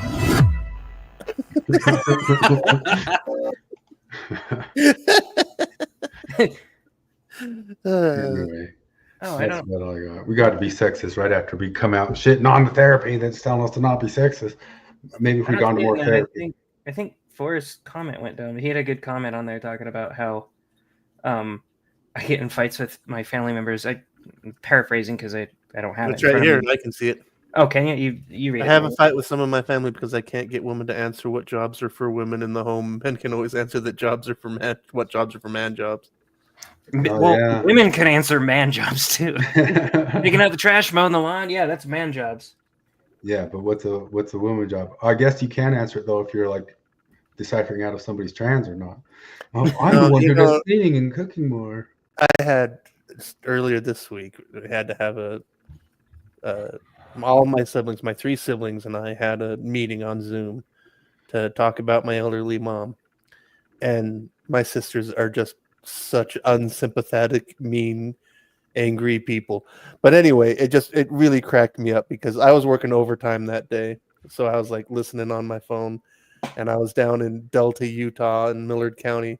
And, both of my sisters live in other states, and they're just talking about how me and my brother can do everything because we're here. you know, but and they're saying like, you know, but we do stuff by like, you know, calling on the phone and stuff. So that's like labor. Oh, so do I use the word can I labor? stop doing that now? No, Can but I- basically, but like, and then just I think it just cracked me up. I chuckled so hard because like I was just stayed quiet for most of it because like I knew there wasn't going to be anything productive out of that. But you know, one of my sisters was like, you know, well, I'm going to come visit mom, but I'm not going to visit in the summer because it's too hot and she doesn't have air conditioning in the living room. And I'm just like, while she's saying this, I was moving like 800 pounds of oxygen tanks in the sun. It's just like, and she's like, you can't sit in a room for half an hour, you know, to see your elderly mom. You have to wait until the weather is amenable to you. Just like, for hell's sake, it's just amazing. The force says men take pride in their responsibilities. You know, I hate mowing the lawn. I don't take pride in mowing the lawn. Jesus I Christ. like to mow the lawn. Do you ever watch those TikTok channels of the guy who like kills the lawn, like does the lawn really, really good? No, I'm wrong. Okay, I'm wrong about everything in this regard. I understand that. Like I'm watching that guy, that ex-Mormon therapist that you showed me, and he's just talking about like how, yeah, I thought maybe my sons needed to learn a trade, so in my spare time I teach them to build fucking houses, and I'm like, God, I wish I were cool. I'm just not. I'm like, I'm gonna mow the lawn once every other week. Ugh. Yeah, man. There's a whole TikTok channel where a guy goes and does lawns for free. He always gets money from the TikTok channel, and I can just sit there and watch those all day. No, Although, Forrest, to answer your question, no, I would not feel good if I saw my wife out there mowing the lawn. I'd feel like a piece of shit. that is true. Yeah, it is yours to do for sure. But yeah, I do like doing it. But do you remember watching This Old House when we were young, a PBS show? The thing that drove me nuts about that show is that they always had the right tools and the right sizes and the right thing to go right into the place. And that's what I feel about watching those lawn mowing videos. I'm like, it's fun if all the shit works and is the right shit. And then like if you had all the stuff that's just there and ready to go, I could do it all day. But yeah, like if this old house was accurate, it would just be them going back to the Home Depot 18 times in one day. Yeah, and tinkering, and it's not exactly right. It doesn't fit, and it doesn't. And you want to know what? When I sometimes think of my young life and scouting and stuff like that, I think about a lot of the time. Sometimes the old men wanted us to stand around some engine or something and watch them not explain to us exactly what they're doing and kind of tell us, bark at us to get a tool or something like that, while we didn't know what the heck they were tinkering with. And it was just tinkering, and that's not the right one. Oh, that's the wrong one. Oh, it's not, doesn't fit. I'll go back to Home Depot. But it all looks great fun when all the right stuff's there, and it's kind of just putting a fun little puzzle together. It's like cooking shows. Like cooking shows are like that, where it's like, you know, they've got the mise en place all ready to go. Oh, look, here's the 3 cups just right here in those bowls, just to dump into the thing. But that's the same thing if you watch those TikTok lawn mowing channels. He's got like really good gear, and you go, oh, geez, if I had that stuff, I could do it all day. Well, but I could get that stuff. That's the thing. Like I can't. I'll be like, I'll see these tool channels, and they've got like a tool bench, and they have all their tools very well organized and stuff like that. And my idiot brain will be like, yeah, if I had that tool bench, I'd probably be more productive too. Like, no, you fucking wouldn't. No, you would. Shut the fuck up. The reason I know I wouldn't be like that is because I don't have that tool bench. Because I could have that. I have all those tools that he has. I have all of them. And I've never built a bench, and I've never organized them. So shut the fuck up, you whiny bitch. Mitchell Clark makes a good point of expertise is making hard things look easy. But look at this. Like, we'll watch this. How many are we going to see one of those girl channels all of a sudden click on, like, watch how good this lady does her dishes right here. And here, nope. But here we are looking at the guy mowing lawn. I'm sorry. It's such a mess. Oh, that's okay. How get into your car a little bit easier?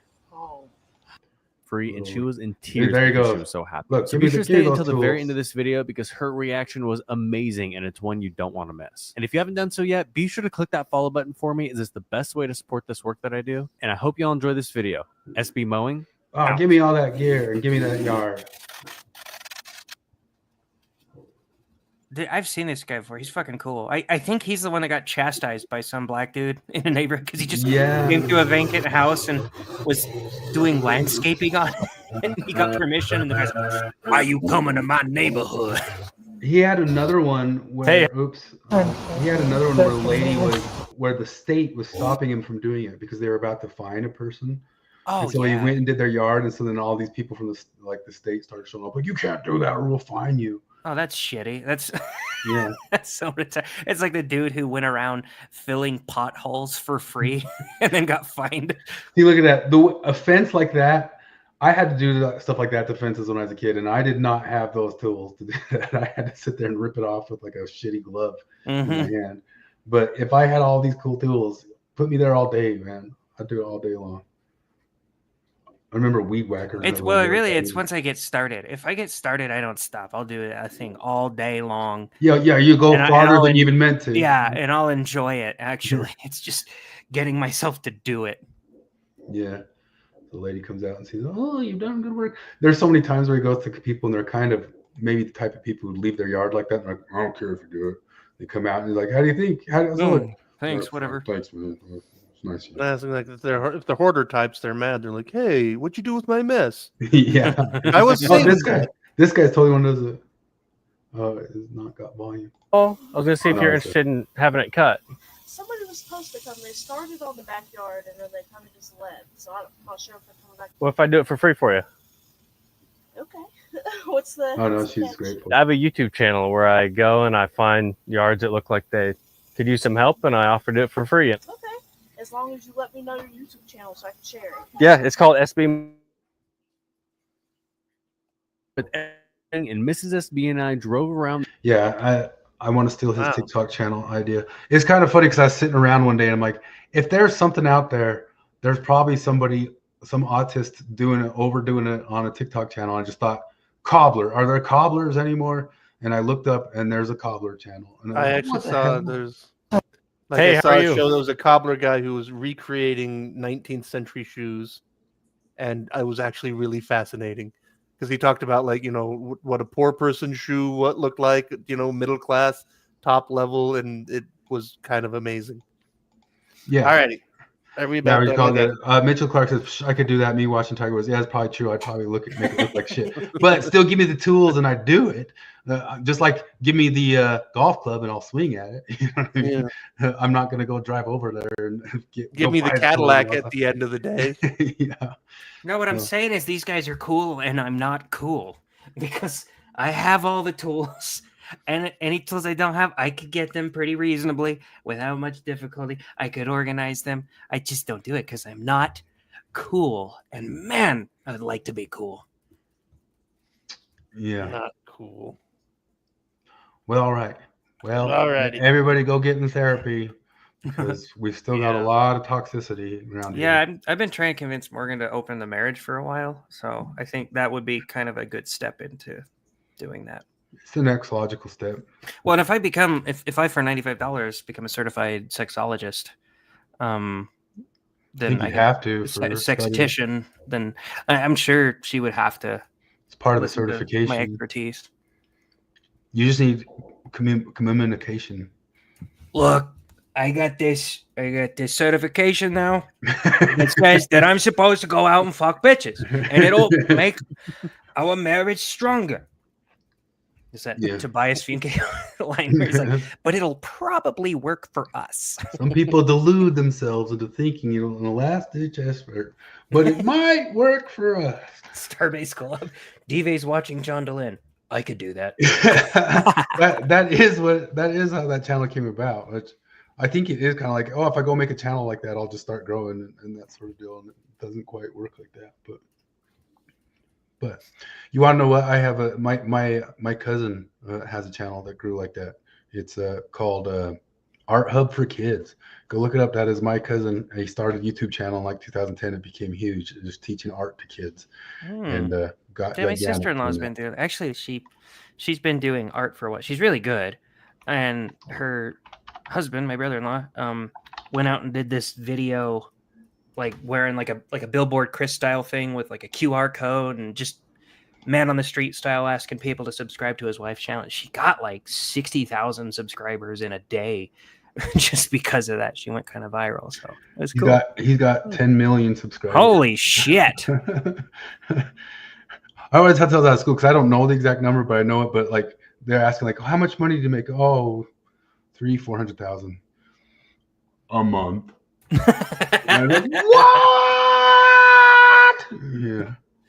Jeez. Well, you got the Just teaching secret. how We kids how to do these art things, and he got in early. Well, when are we gonna sell out? And because we could do this, obviously, like, we could be huge.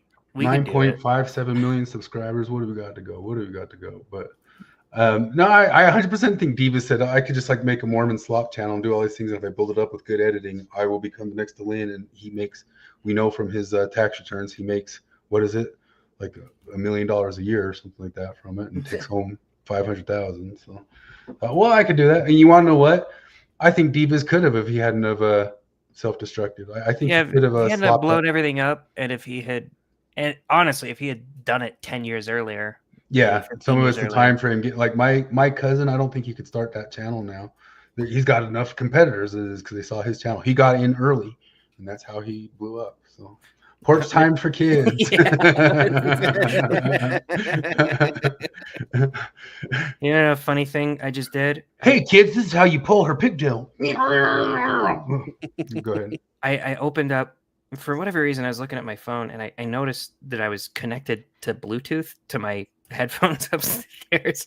And so I was like, I bet Morgan's sitting right by those headphones. So I just started blasting Jesus is a friend of mine. And I was going to text her, hey, go put on my headphones. But no, she texted me first. She's like, why the fuck is Jesus is a friend of mine playing in your headphones? Because they're loud. Yeah, Starbase Close says Mormons run YouTube. Yeah, and my cousin there, who I think he basically has the leading art channel for kids out there. I've met a bunch of people in the wild with kids who've known the channel and have already done stuff on it, and he is full Mormon, 100%. I wish Bill Reel would get back on his kid stuff. Oh yeah, that stuff was almost as good. Yeah. So anyway, thanks for chilling, everybody. I gotta go walk a doggy. Well, alrighty. All right. Next one. All right. Catch y'all. All right. Bye. See you later, nerds. Later.